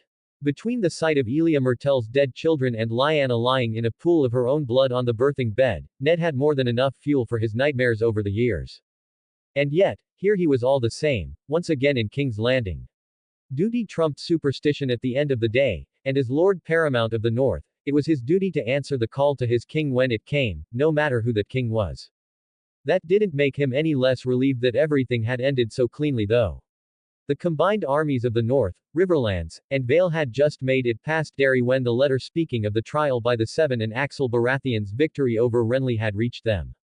Just like that, the war was over.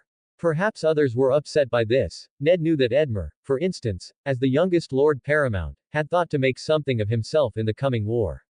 Him and dozens of other young fools besides, all itching for bloodshed and glory. But Ned was too old for that kind of thing. Ultimately, he was just grateful that it had all ended without costing too many men their lives. In the end, the total casualties of Renly's war had come out to but a handful of men, with even Renly himself being allowed to take the black rather than having his head chopped off. Once they knew that their full armies were no longer needed, sending most of the men home had been prudent, of course. Ned had ridden on though with Lord Edmure at his side as well as their vassal lords and a few hundred knights apiece. They'd certainly made quicker time to King's Landing without so many people bogging them down. From there Ned had finally had the opportunity to both lay eyes on his new king for the first time as well as swear his oaths of fealty to the crown in person. Axel Baratheon reminded him a lot of what Robert had been like when they were younger. Well over 6 feet tall, the young king cut an imposing figure just like his father had, and to hear it told, he'd been quite the dashing warrior during the trial by the Seven as well. They were saying that Axel was blessed by the Seven themselves, that he could not lose because they would not allow it. The most fanciful rumors even claimed that Axel was an avatar of the Seven. They said that he had single-handedly slew the multitude of knights that represented Renly's first attempt on his life on the King's Road. Furthermore, they claimed that he'd survived what should have been a lethal blow by the Knight of Flowers during the trial, only to win it all. As a follower of the old gods, Ned found himself skeptical of all these claims, but he couldn't deny that Axel was a strong, handsome-looking lad. Which was precisely why he wished he could have gotten out of King's Landing and headed back north before Jon was able to corner him for this meeting. Alas, even after all this time, the Lord of the Eyrie knew Ned too well. And so the North's Lord Paramount finds himself sitting in Jon's office within the Tower of the Hand, waiting for the other man to get on with it. Thank you for agreeing to meet with me, Ned. Especially since I'm sure you know what I'm going to ask of you. Sighing, Ned shakes his head. I wasn't about to spurn you, Jon. But I doubt you'll like my answer. Still, ask. The Lord Hand sighs back, gathering himself up for a moment. Funny, Ned feels older with every passing year, but that makes Jon Arryn positively ancient by comparison. It's obvious that the years as Robert's Hand have not been entirely kind to the man, though at least he hasn't had to survive the hard living of the North at the same time. The king needs a queen, Ned. Of course he did. He was a young king, barely enthroned. He had no wife and no heirs. Until there was a queen and until she'd popped out at least one son, the realm was not secure. And that left everyone on edge. Especially given what had happened with Robert and his boys. The line of succession had been secure one moment and completely upturned the next. Then things had devolved from there thanks to Renly's greed. While it was a little better now that Renly was going to the wall and Stannis was the clear successor, it was still far from ideal. Just like it had been back in the day when Robert was newly made king and Stannis was his heir. That said, there are plenty of prospects for the king to marry without turning your eyes northward to Winterfell, Jon. The Hand grimaces and shakes his head. I'm afraid that's not quite true. Axel is unwilling to marry any woman too much younger than him. His exact words were that he doesn't want some girl maiden who's barely flowered. Given that he is the king and his queen needs to have a certain pedigree, that lowers the amount of options considerably. It would, yes. On the one hand, Ned can honestly respect and even appreciate Axel setting such a criteria. It's always bothered him how quickly they married off young maidens for all that it was tradition. In a way, he and Catelyn had worked out as well as they had precisely because they were of an age with one another, and that was only because Brandon was Catelyn's initial intended. But the amount of stories Ned had heard of exceedingly young women dying in childbirth had left him leery of the practice of marrying off his daughters too early. And that had been one of the many excuses he'd used when Robert had first come knocking years and years ago. The king, his old friend, had never come all the way to Winterfell himself, of course. Thankfully. But the letters had started when both Sansa and Joffrey were still rather young. Letters hinting at the possibility of a betrothal between their children, to marry their houses together. Robert wanted Ned to send his daughter south, to be wife to his heir and one day queen of the Seven Kingdoms. And Ned had balked. He'd balked hard. It wasn't just because of Sansa's age though. Nor was it his superstitious fear of what might happen to any Stark who ventured south. The truth was, Ned actually had given Robert's proposal due consideration when it first arrived. And then he'd sought independent clarification on some things. Not from the man sitting across from him now, even if that might have been the obvious choice. No, as Robert's hand, Ned hadn't known if he could trust Jon to be particularly impartial. Instead, Catelyn had suggested that she could write to both her sister and Lord Petyr Baelish, an old friend of hers that had become master of coin on Robert's small council. Through them, he and Catelyn had figured they would get an unvarnished version of things. And what they'd been told by Lisa and Petyr, well, it had certainly turned Ned off to the idea. Purportedly, Robert had become a fat, drunken whoremonger. Meanwhile, his eldest son Joffrey, the very same young man who he wanted Sansa to marry, was apparently a cruel, vain, sadistic creature who terrorized both the Red Keep's serving staff and his own siblings. When Ned had put these accusations in a letter to Jon and directly asked him if they were true, the Hand of the King had done his best to equivocate in his response, but he hadn't been able to properly deny even a single one of the claims. That was when Ned decided that Sansa and Joffrey would never marry, no matter how badly Robert wanted it to happen. Not unless Robert came all the way to Winterfell and made it a direct order from his king anyways. Unfortunately, by the same token Ned had not been able to marry Sansa off to any of his vassals either, because doing so would be seen as an insult to the crown when negotiations for her hand in marriage were still ongoing. But now Robert was gone. So was Joffrey. Ned had thought that maybe Sansa was in the clear now and had already begun putting together a shortlist of candidates to offer her hand to, but alas, it seemed he'd been much too optimistic, in the end. Even so, Jon, Starks do not do well in the south. Sansa belongs in the north. I can't just betroth her at random when all I'm supposed to be here for is bending the knee. Far from looking disappointed, Jon actually brightens up a bit, the older man leaning forward and steepling weathered fingers together. Ah, but that's just it, Ned. Our new king, he was raised as a bastard. He's still learning a lot about what it means to be king, and more than that, he's still developing his own interpretations as well. He doesn't just want a woman of age with him, he wants a woman who wants him back. Ned furrows his brow in confusion, not quite sure what Jon means. Fortunately, he elaborates. We're not asking you for a betrothal right this moment, we're just asking you to send for her. Have her come south to King's Landing, just for a visit. Stay the entire time she's here if you want to make sure she's happy and safe. Let her and Axel meet, let them see for themselves if they get along or not. That's all the king is asking for, Ned. How utterly strange. For someone who has been raised as a noble his whole life, and who has quite literally put his own love before duty, Ned would be lying if he said the idea didn't appeal to him in a way. even if it sounded like a fantasy rather than anything couched in reality. But then, that was part of being king of the Seven Kingdoms, wasn't it? You sometimes turned fantasy into reality if you wanted to. Still, Ned had a problem, because he knew full well that even if he didn't believe she should go south, neither Sansa nor her mother would actually agree with him. Sansa was as much a Tully as she was a Stark, and she hewed more towards the Seven than she did the old gods. She would leap at the chance to come south and potentially become Axel's queen. And with Robert and Joffrey both out of the picture, Catelyn would leap at it too. He hesitates, and Jon senses weakness.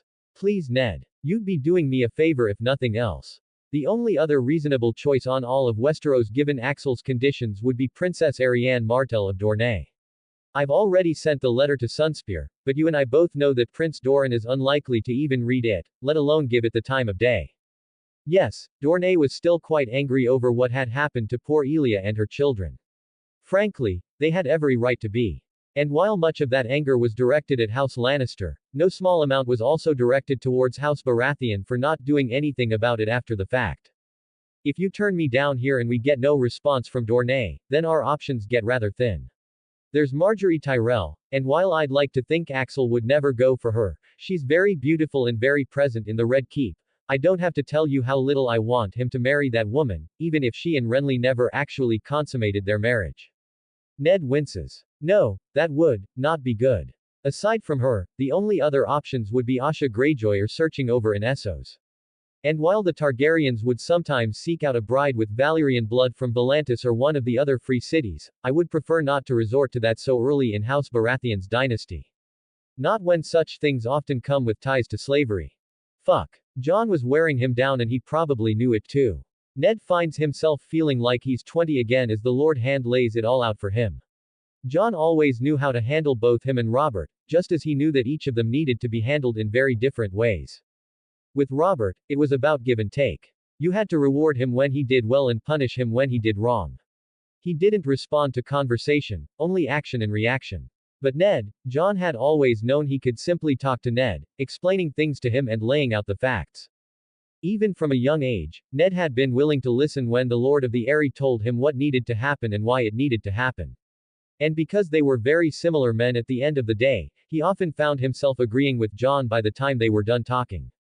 Like now. Once again, his sense of duty is beating out superstition.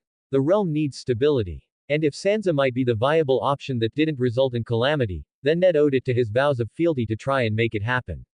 Besides, can you promise me that she'll have a choice, Jon? If they aren't compatible, she'll be allowed to say no.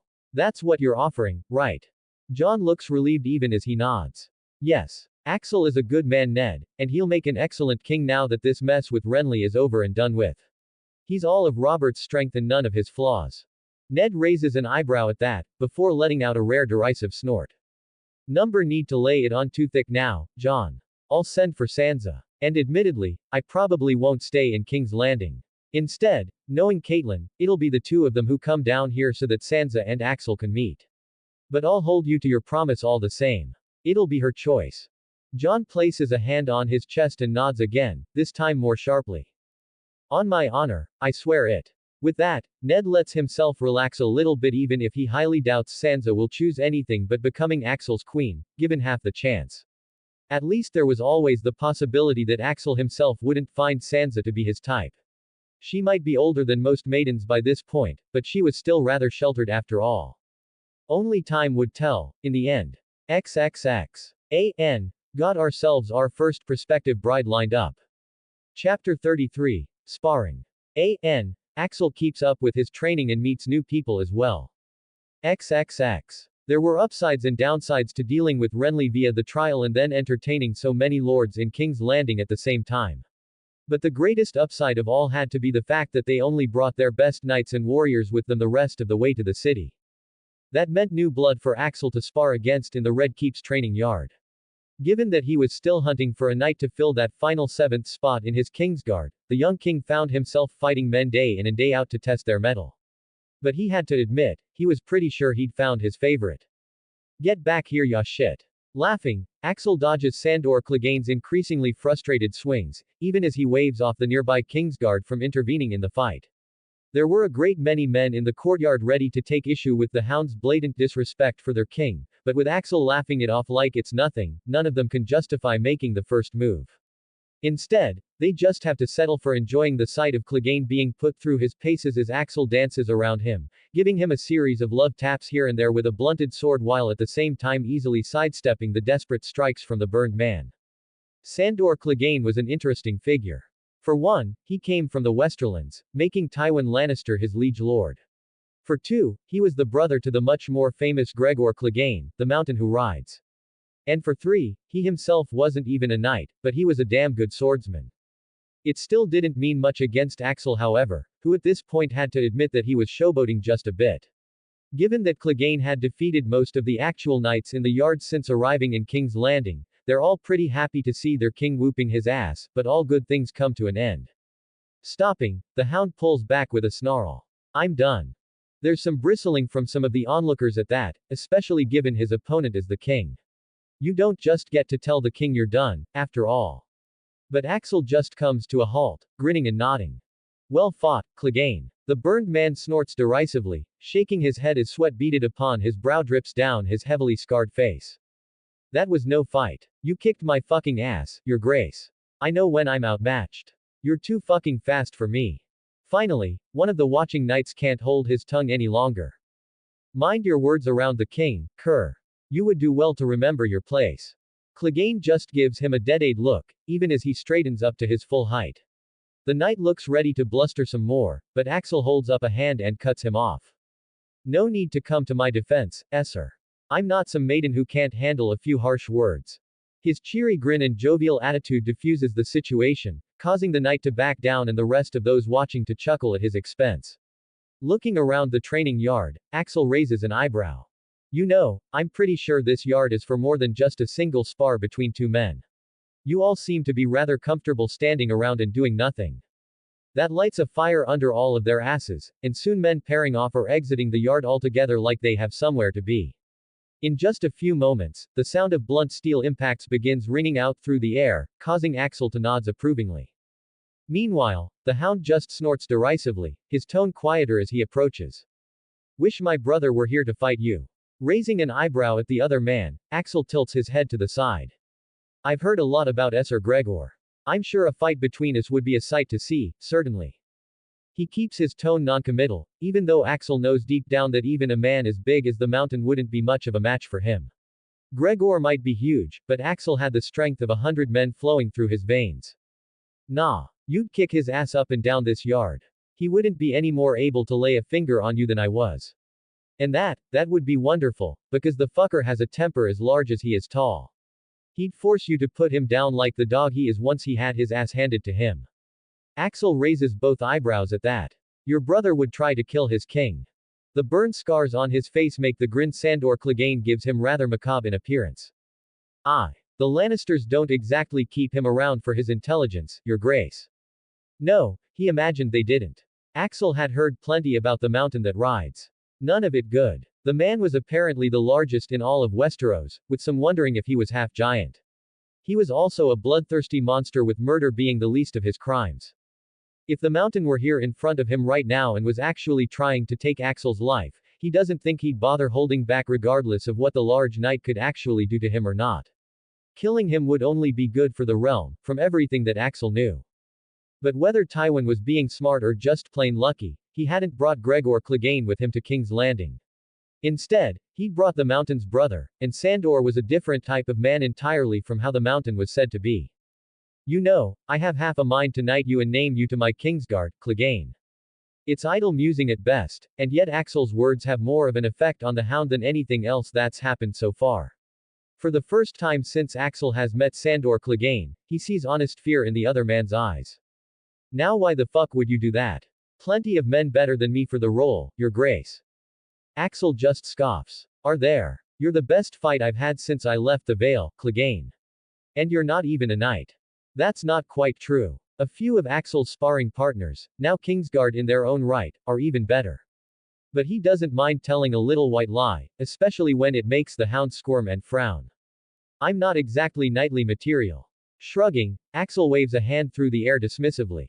Neither is your brother, from what I'm told. And yet, everyone still calls him Esser, don't they? Sandor Clegane doesn't seem to know what to say to that. Axel had been mostly joking, but he would be lying if some part of him wasn't tempted to go through with it. The Kingsguard was doing fairly well, with only Esser Trant really dragging down the quality at this point. Aris Oakhart was proving to be a decent Lord Commander, and the other 4 knights who'd fought beside him in the trial were each skilled warriors in their own right. But that empty 7th slot was a bit of a drag, an issue to be taken care of second only to Axel's impending nuptials. Just as the king had to have a queen and heirs to ensure the stability of the realm as swiftly as possible, so did the Kingsguard have to have 7 knights. It was tradition, after all. Alas, he can tell that Clegane isn't precisely keen on the idea. So he won't demand that the man bend the knee for a knighting right this moment. In fact, consider this your warning, Clegane. Stick around the Red Keep too long and I'll probably make you a knight at some point, if only because I'll feel bad for beating you black and blue one too many times. If you're that afraid of the responsibility, then you're better off leaving the city sooner rather than later. The hound looks as relieved as his facial scarring will allow, even as he slowly nods. I'll take that under advisement, Your Majesty. Axel just waves him off with a chuckle, watching the man leave for a moment before turning and putting his own sparring sword on the rack and departing the yard as well. No sooner has he stepped off of the grass and onto stone, however, before he runs into an unexpected pair, his eyes darting between them as he stops in his tracks. Lady Marjorie, and Brienne of Tarth. Indeed, standing before him is the ill-fated wife of his treacherous uncle Renly, and the warrior woman who had fought in the trial by the 7 as one of Renly's so-called Rainbow Guard. Axel isn't all that surprised by Lady Marjorie's presence in the Red Keep, given that he'd ordered it, but he is surprised to see Brienne at her side, dressed in what looks like leather armor and armed with a large dagger that looks positively small on her waist. Brienne of Tarth tenses up at his address, her eyes narrowing and her wide mouth flattening. Now that she's no longer armored and her features are no longer hidden, Axel has to admit that he somewhat understands why she'd chosen the warrior's path instead of being married off to someone. She's not exactly what he considered attractive. However, as if in stark contrast to Lady Brienne's looks, Lady Marjorie is the exact opposite. She's easily one of the most beautiful women that Axel has ever laid his eyes on, even beating Cersei Lannister out in looks. And judging by the way she smiles at him and bats her eyes, she knows it too. Not missing a beat, the Lady of House Tyrell curtsies before him, bowing her head. Your Grace. What a pleasant surprise to cross paths with you. I hope we're not interrupting your training though. Axel hums, trying not to be too distracted by the way Marjorie's bosom bounces up and down with the curtsy. Sighing, he shakes his head. No, you're not interrupting anything. I was just moving along, in fact. Marjorie perks up at that. Oh, are you perhaps heading to the Great Sept by chance? Lady Brienne and I were going to head over there soon enough as well if you wished to journey together. Blinking, Axel starts to shake his head. No, sorry, before we continue, what role are you fulfilling here exactly, Brienne of Tarth? He had his suspicions, but he wanted it confirmed all the same. Brienne bristles at his questioning tone, but Marjorie is all pretty smiles as she places a hand on Brienne's arm to calm her down. Oh, Lady Brienne here is just my companion, Your Grace.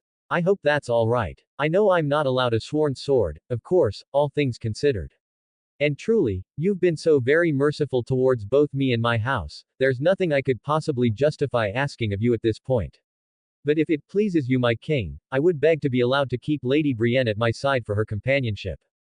Marjorie lowers her head, projecting a perfect image of shame and regret that Axel doesn't buy for even a second. Oh, he was sure that the beautiful young woman regretted the fact that they'd lost. And she almost certainly regretted that her house had tied their fortunes to Renly. For more reasons than one, given the all but confirmed rumors of his uncle's proclivities.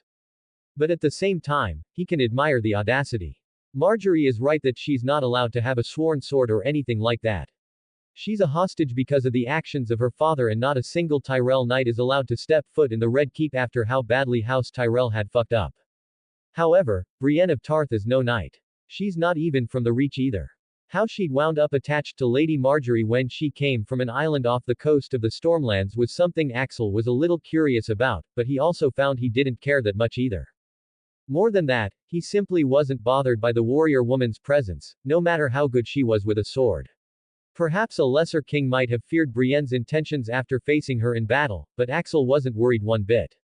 Smirking and watching as Brienne narrows her eyes at him like she's about to throw herself between him and Marjorie, Axel finally nods. It's more than fine, Lady Marjorie. Who am I to stand between a woman and her companion? As to your offer, I'm afraid I'll have to decline.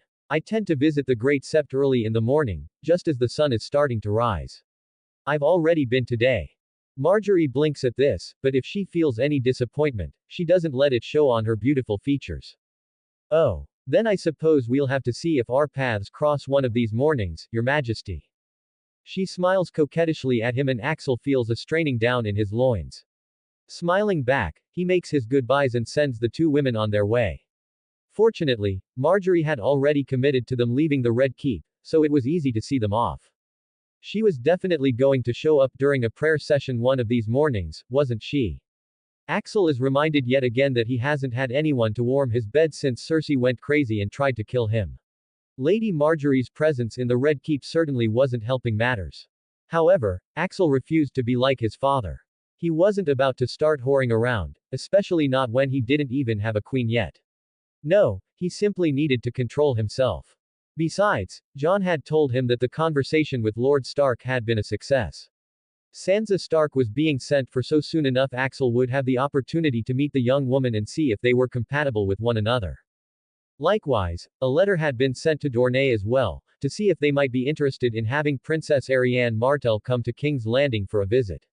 However, Jon had been quick to tell Axel that that was far less likely to actually happen. The Dornish were notoriously isolationist and even more so ever since Robert's rebellion. But it was fine. At least they'd made the offer. There was nothing else to be done on their end after that. XXX. Tomorrow's chapter will be a split POV chapter of both Sansa and Arianne to see them reacting to the news and Axel's offer. Chapter 34. Sansa Stark, Arianne Martell. The letters get to their intended recipients, one way or another. XXX. Hiya. Ha. Good. Keep it up. Grr, don't patronize me. I'm not, I'm teaching you. Unless you don't want me to anymore. SSHUT up. Let's keep going. Sansa Stark watches with a smile on her face as Arya and Jon spar with one another in the depths of Winterfell's catacombs. It's the best place for it in all of Winterfell, especially after Arya had gotten caught practicing her swordplay a year back in the Godswood. Funnily enough, there would have been a time when Sansa would have balked at the sight of her younger sister wielding a sword against their bastard brother. Years ago, she would have happily been the one to tattle on Arya and Jon, telling either her and Arya's mother or maybe their septa. But time had a way of changing one's opinions of things. The more the years had passed, the more Sansa had grown up.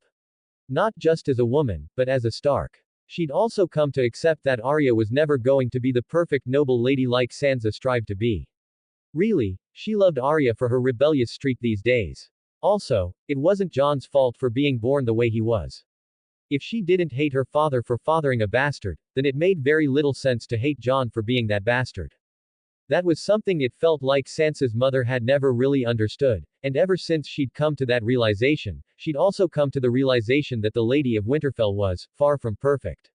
She loved her mother, don't get her wrong, but Sansa did not strive to be like her mother, not anymore.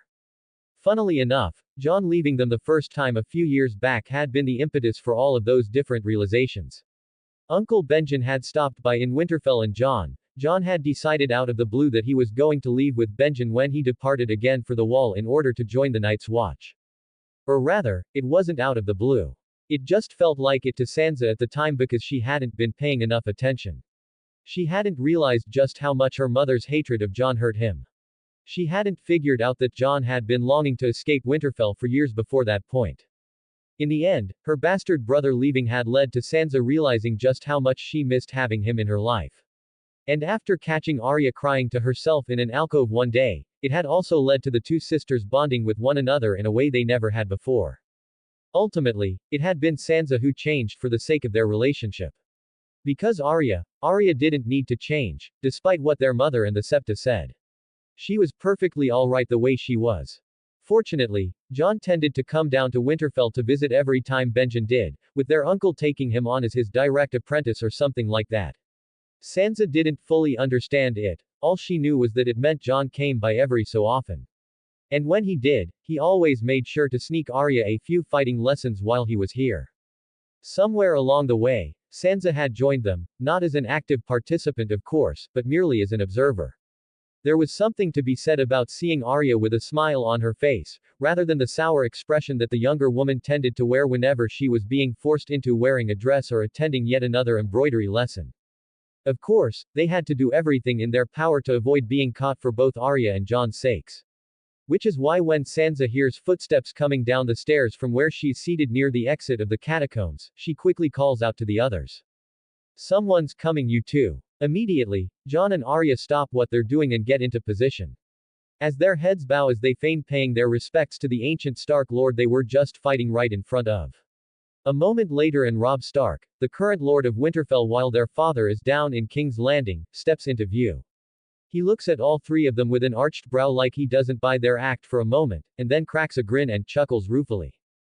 How did I know I was going to find you all down here? Arya breaks first, immediately whipping around once she hears Robb's voice, her face lighting up as she rushes over to hug him. Robb just laughs, catching her in his arms and hugging her back for a moment before setting her down. He then clasps arms with Jon, who smiles and nods. My lord. TCH, none of that, Jon. Not when it's just us. Robb. With that settled, Sansa finally speaks up. What brings you down here, Robb? Is mother looking for one of us? Arya looks immediately hunted by the suggestion, and her shoulders droop when Robb nods. However. Yes, actually. She's looking for you at the moment, Sansa. For her. How surprising. For all that Sansa may have broadened her horizons a bit over the past few years, she had kept up the act around both her mother and father. That way neither had any reason to suspect she was anything less than their perfect, ladylike daughter still. Of course, if she wanted to keep the ruse going, she should definitely not keep their mother waiting. I'll go to her now then. Thank you, Robb. Her older brother gives her a grin and a hug before Sansa heads back upstairs. Behind her, she hears the sounds of sparring kick back up again and smiles as she ruefully shakes her head and chuckles. Those sounds fade though as she escapes the catacombs and quickly locates her mother. Ah, Sansa, there you are. I've had people looking everywhere but the servants couldn't find you. Smiling demurely, Sansa inclines her head while neatly bypassing the question inherent in her mother's words. Robb found me and told me, mother. Now, what did you need me for? Catelyn Stark looks like she might want to ask questions for a moment, and then decides otherwise, her eyes brimming with joy as she holds up a piece of parchment. There's been word from your father in King's Landing, Sansa. Pack your things, we're going south. Wait, what? Sansa blinks owlishly, caught wrong-footed by her mother's sudden declaration.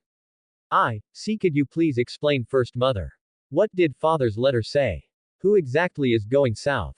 Smiling, Catelyn comes over and takes Sansa's hands in her own.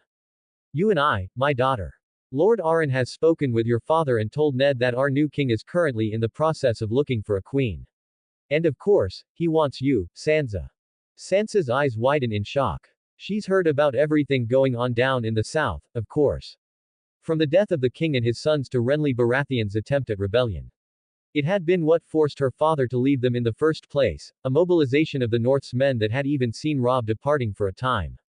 But before the North's armies could reach King's Landing, apparently everything had been settled with a trial by the Seven of all things. Robb and most of the North had returned back home while their father had continued on to King's Landing with only a small portion of their forces in order to swear loyalty to the new king in person. And yet, it hadn't crossed Sansa's mind that this might come of that. After all. Are you sure, mother? Aren't I a little old at this point? Despite still being a maiden, untouched and unclaimed by any man, Sansa Stark knew full well that she was nevertheless very nearly past the optimum marrying age.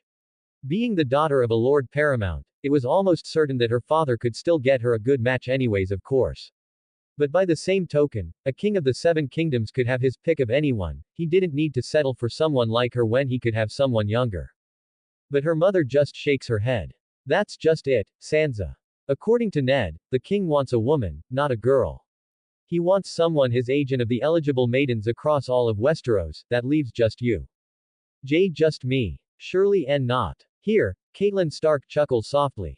Well, maybe not just you. But none of the other options make any sense, nor are they likely to even respond to the offer. No, we'll go to King's Landing and the two of you will meet and I'm sure you'll hit it off right away. Ned says that our new king wants to make sure the two of you are compatible before making any final decisions, but I'm sure once he meets you, he will see what a beautiful, intelligent, and wonderful queen you would make. And with nobody else in King's Landing to get in your way, you'll be unopposed. Well, damn. Part of Sansa wants to point out her mother's hypocrisy in the way she's treated Jon all these years just for being a bastard compared to how much she now wanted Sansa to marry Axel Baratheon, despite him living most of his life as a bastard himself. But she knows better than to say anything about that to her mother's face. It would seem, she was bound for King's Landing. XXX. Were you even going to tell me, father? Or were you going to hide this letter from me, your heir, until it was too late for us to take advantage of this opportunity? Barging out into the space, the Princess of Dorne shakes the missive in one hand angrily as she lambasts her chairbound father for his cowardice. Of course, even as she watches her father Prince Doran grimace at her words, Arianne already knows the truth. She knows that he has long planned for her younger brother Quentyn to inherit Dorne over her. She has for years at this point. Really, this latest injustice is nothing but another in a long series of injustices. But this time will be different. This time, Arianne has an ally she's never had before. A baron. It's so very typical that despite her being the one who spoke first, her misogynist of a father addresses the man who enters the room just behind her instead of her. Arianne's teeth grind together, even as her uncle puts a hand on her shoulder and steps past. Brother. You told her, a baron. I did. It's a good offer and she deserved to know. Arianne lifts her head a little bit higher at that, her spirits buoyed by her uncle's words. A Baron Martell, known far and wide as the Red Viper, had not always been on her side when it came to the altercations between her and her father. Indeed, once upon a time when she and Tyene had tried to sneak away to the Reach many years back, he'd been the one that caught them and brought them back to Sunspear, acting in the role of his brother's attack dog. But really, Prince Oberyn was nobody's dog. He was called the Red Viper for a reason, and he could just as easily change his mind and act upon his own whims when it suited him. As it apparently did now. Surging forward as Doran sighs and places a hand against his brow, Arianne tries a different tack. Letting her anger bleed away, she pleads with her father instead. Father, don't you see what kind of opportunity this is for us? The usurper is dead. The lions have never been weaker and there's even talk that says Cersei Lannister has been sent back to Castle Rock. And now we receive a letter letting us know that our new king wants a queen with some experience. There has never been a better time for Dorne to stop isolating itself from the rest of Westeros. Lowering his hand, her chairbound father looks up at her. This new king is still Robert Baratheon's son, my daughter. But Arianne is ready for such words. And yet he was raised a bastard. Far from the machinations of our enemies. I'm sure he's far more like us than he is his father or the Lannisters. If I can get close to him, if I can become his queen, it won't be difficult to convince him to enact justice for Aunt Elia and her children. The lions can finally be made to pay for their crimes. Doran's eyes flicker to Oberyn at that, but the other man stays quiet. Yes, Arianne didn't fully understand why her uncle was on her side in this, but she had her suspicions and she was more than willing to play off of them. If Oberyn wanted her to become Queen of the Seven Kingdoms so that she could convince Axel Baratheon to punish House Lannister for Elia and her children, then so be it. She was more than happy to make that bargain. You would give up being my heir for this. You would pass the seat of Sunspear to Quentyn for this opportunity to become Axel Baratheon's queen. Arianne scoffs. She almost tells her father then and there that she knows. She's known for almost half her life at this point, having snuck into Doran's solar and read a half-finished letter of his that made it clear he intended to have Quentyn inherit Dorne from him instead of her. Unlike the rest of Westeros, Dorne had a history of allowing women to inherit. She should therefore have been her father's heir as his eldest child. She should have become the Princess of Dorne one day when his health issues finally caught up to him. But no, Arianne had never fully understood why, but Doran seemed to have long hated her, even going back to when she was very young. From never intending for her to inherit, to throwing nothing but old and feeble suitors her way, to refusing to even allow her to seek a match with a younger, more acceptable match for herself. All in all, Doran Martell had made his position very clear to Arianne, but she refused to let him tear her down. She refused to stay here in Sunspear wasting away for the rest of time. Feigning a lack of care, Arianne smiles and flicks her fingers through the air. Let him have it, father. I'll give it up in a heartbeat for the sake of Dorne and for the sake of justice for my aunt. And she would give it up in a heartbeat for the opportunity to escape her spiteful father's controlling clutches at long last. But of course, she doesn't say that part out loud. She's not stupid. After a moment, Doran's eyes move from her to a Baron. And I suppose you would go with her as her escort, would you? Ariane is expecting as much as well, but a Baron surprises them both by shaking his head. I thought I might send Tyene and a couple of the others with her, but I see no reason to go myself at this point in time.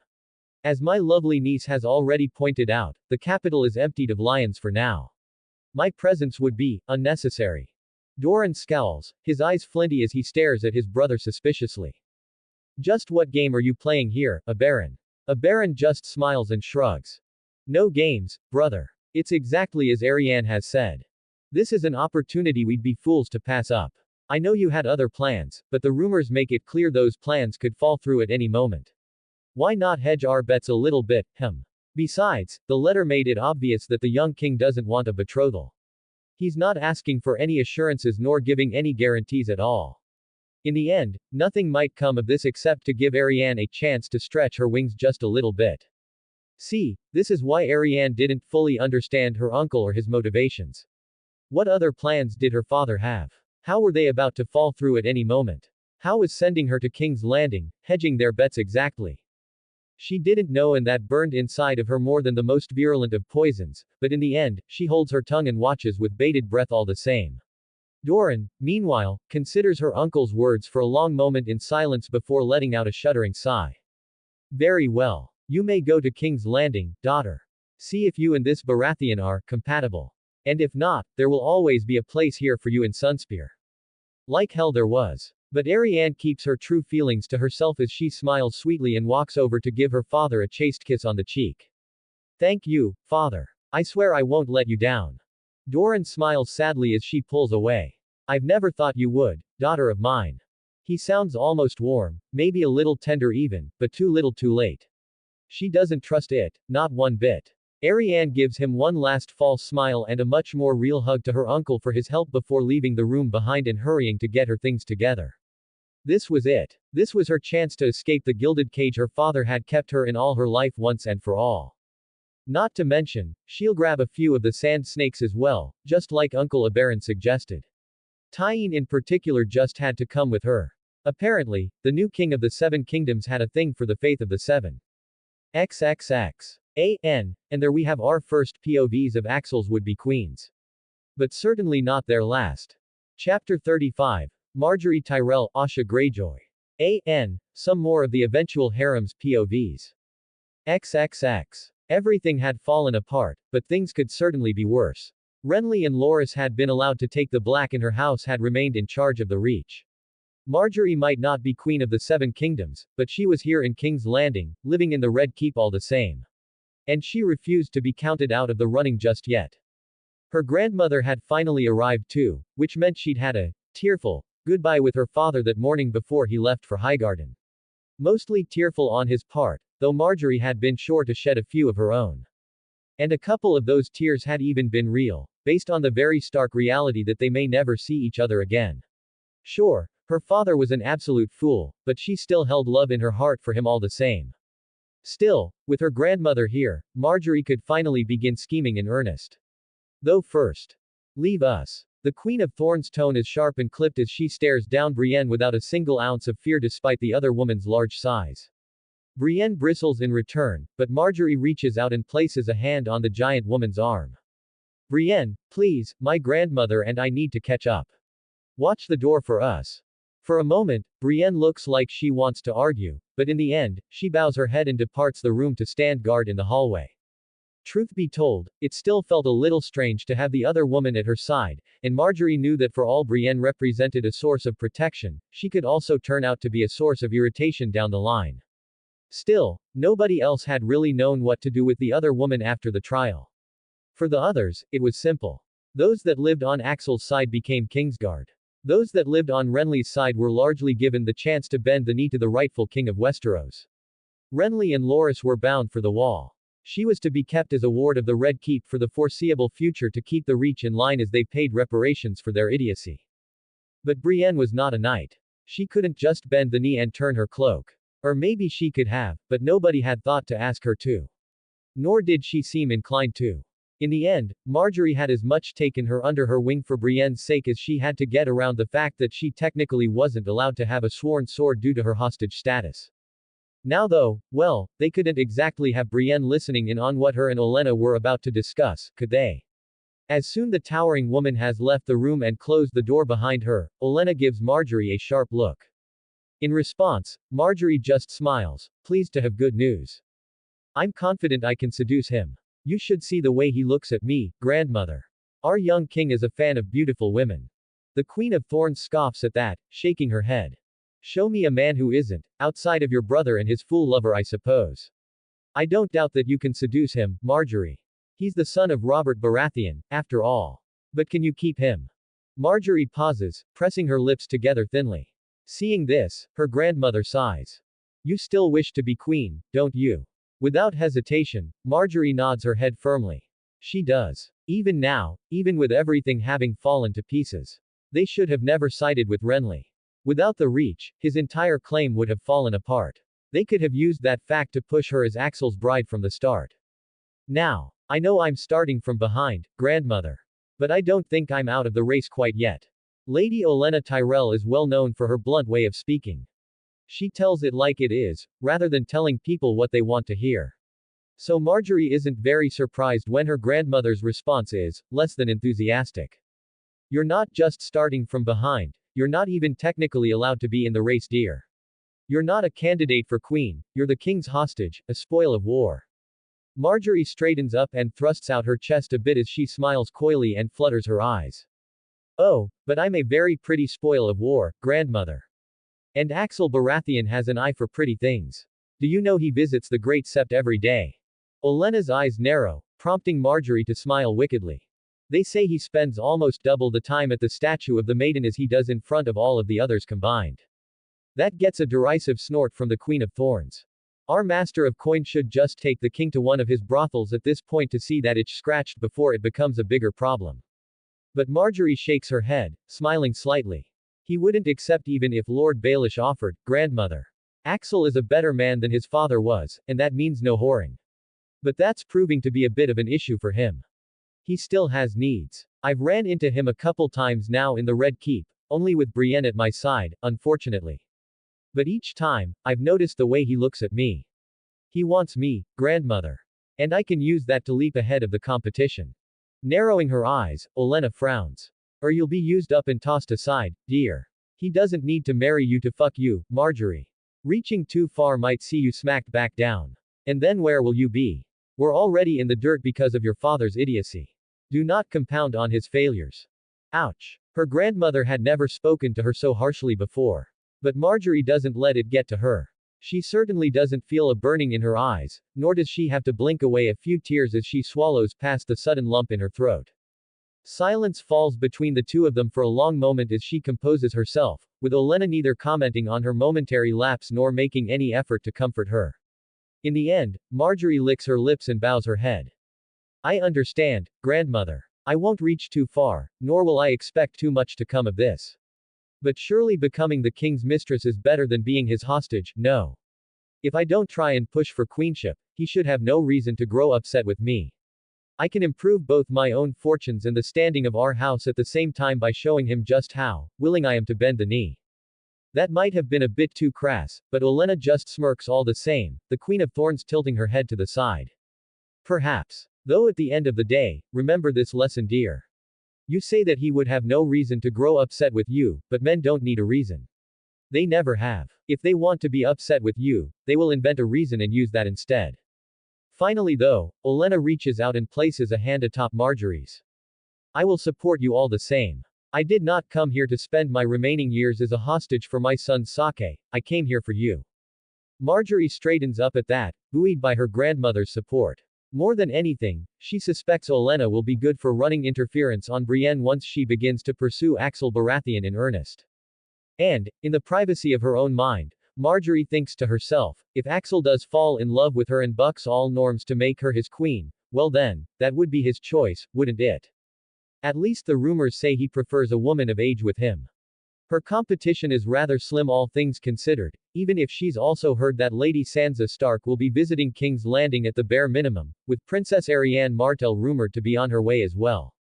She'll have to make the most of her head start on those women. They're her only real competition, after all. XXX. Father, you sent for me. Asha Greyjoy calls out as she steps into her father's study, only to watch as Balon Greyjoy reads something and then snarls and smacks a mug off of his desk. She raises an eyebrow, more surprised that the mug actually had anything in it to splash across the floor than anything else. It wasn't like her father to waste good drink, though obviously the Lord Reaper of Pike was not in the best of moods at the moment. Lifting bloodshot eyes to meet her gaze, Balon huffs. Drowned God take these Greenlanders. Can't even do fucking war right. And now this shit. Asha snorts in amusement, walking over and leaning on his desk. She'd heard about the Greenlander War, of course. Everyone on the Iron Islands had. It was probably the biggest news to hit them since their own failed rebellion. Robert Baratheon was dead and so were his 2 sons, so some bastard had been legitimized and was taking his place. Oh, but Renly Baratheon didn't like that, so he was going to make a mess of things instead. Of course, it had all fizzled out. They'd gone ahead and settled things with one of their mainland religion's trials and apparently the legitimized bastard had come out on top. She'd seen many an Ironborn grumbling over the fact that the Greenlanders weren't going to be killing each other en masse, but her father seemed particularly upset by the news. Then again, Asha knows her father all too well. What was the plan, father? Balon frowns, and then sighs and shakes his head. You always have been too quick for your own good, girl. If only you'd been born with a cock instead of a cunt between your legs. She tries not to bristle too much at that, holding her tongue for a moment so that Balon will finally just fucking tell her already. Thankfully, after another beat of silence, he does. We were going to take advantage of this shit, obviously. All those idiots were converging on King's Landing. Even the Redwyne fleet headed for the Narrow Sea. And the North had all marched south. Once the fighting started in full, we could have reaved up and down the coast. Taken from the north, the Riverlands, the Westerlands, the Reach. All of it would have been easy. It would have been a return to the old ways. And the best part of all, they would have been too busy killing each other to do anything to stop us. Asha continues to bite her tongue as her father rants. There's a lot of things she could say to that, but none are what Balon wants to hear. The last time they tried to return to the old ways, it got all of her brothers except for Theon killed. And Theon was up in Winterfell, almost certainly turned into little more than yet another Greenlander at this point. And yet, even though Balon had surrendered and been allowed to keep his seat, she knew that her father still longed for a world where the Ironborn could reave freely and force the rest of Westeros to pay the iron price. A world where they didn't have to hide their raiding and mask their reaving behind piracy and banditry. A world where they could be truly free. Frankly, Asha wasn't sure she wanted that same world. But she knew better than to say so out loud. She had her own ship and was a captain in her own right, and that was its own form of freedom as far as she was concerned. Certainly better than being some southern lady and married off to some Greenlander lord, that was for sure. And now this shit, they're saying Euron is back. Now that gets Asha's attention, however. Her eyes widen in surprise before narrowing as she leans forward. They. Who is, they, father? Who has seen Euron? Asha had as many uncles as Balon had brothers, obviously. But only one of them was truly infamous. Euron Greyjoy, the man so repugnant even the rest of the Ironborn, as well as his own family, wanted nothing to do with him. Asha didn't know all the details, but she did know that he'd more than earned his exile from the Iron Islands, and that her father had told him to never return so long as Balon still lived. Growling, the Lord Reaper of Pike rises from his chair, a little unsteady and clearly deep in his cups long before she'd arrived. Euron's ship, Silence, has apparently returned to the Narrow Sea from his latest adventure. This time however, the rumors say that he's back to stay. That he claims he intends to stick around because Westeros is more fun now. Growling, Balon slams a fist into the nearest surface, his desk. He's coming for my seat. I just know he is. He finally thinks he's gathered enough power, enough support to dethrone me once and for all. Asha stays quiet. Part of her wonders why Euron would wait all this time only to come back now. And yet, she wouldn't be surprised if her father was right all the same. Suddenly, Balon whips towards her, staring at her. You. Asha pushes off her father's desk at that look, her hand surreptitiously falling to the dagger at her belt. But Balon just points at her rather harmlessly. You can go. You will go. Straightening up while at the same time relaxing a bit, Asha inclines her head. Go where, father? Balin smiles mirthlessly and she wonders how long ago he found out about Euron. How many sleepless nights had he had before he finally called for her? Go to the Narrow Sea. Go to King's Landing. I want you to find out what your uncle is up to and bring me news of his movements. And if you can get the measure of this new Baratheon king at the same time, then so be it. Asha presses her lips tightly. Reconnaissance duty. It's not necessarily bad work, but it's also not very fulfilling work either. Certainly not likely to put coin in her men's pouches or food in their bellies. And yet, she doesn't really have any room to say no. Swallowing a sigh, she bows her head. Of course, father. I'll see it done. Then why are you still standing here? Go already. Asha departs before her father's mood can get any fouler, and he can decide to take that out on her. Really, she'll be glad to be on the sea again anyways. Nothing but the ocean, her crew, and her ship. It was where she felt the most free and she always loved departing on another voyage. Plus, part of her did have to wonder what sort of man this Axel Baratheon really was. The rumors said he wasn't just handsome, but also incredibly strong, the demon of the trident come again. The more fanciful ones claimed that he took down an entire ambush on the King's Road by himself, and also single-handedly won the trial by the Seven without any help from his allies. Asha is smart enough to know better than to believe such things of course, but she's nevertheless curious. And now it seems she'll have a chance to find out because she's headed to King's Landing on her father's orders. What fun. XXX. Machinations. Machinations everywhere. As far as the eye can see. Reminder. You can find the full 122 chapters of this story under the title The Unyielding Stag written by me on questionablequesting.com, hntai foundry.com, archiveofourown.com, and scribblehub.com.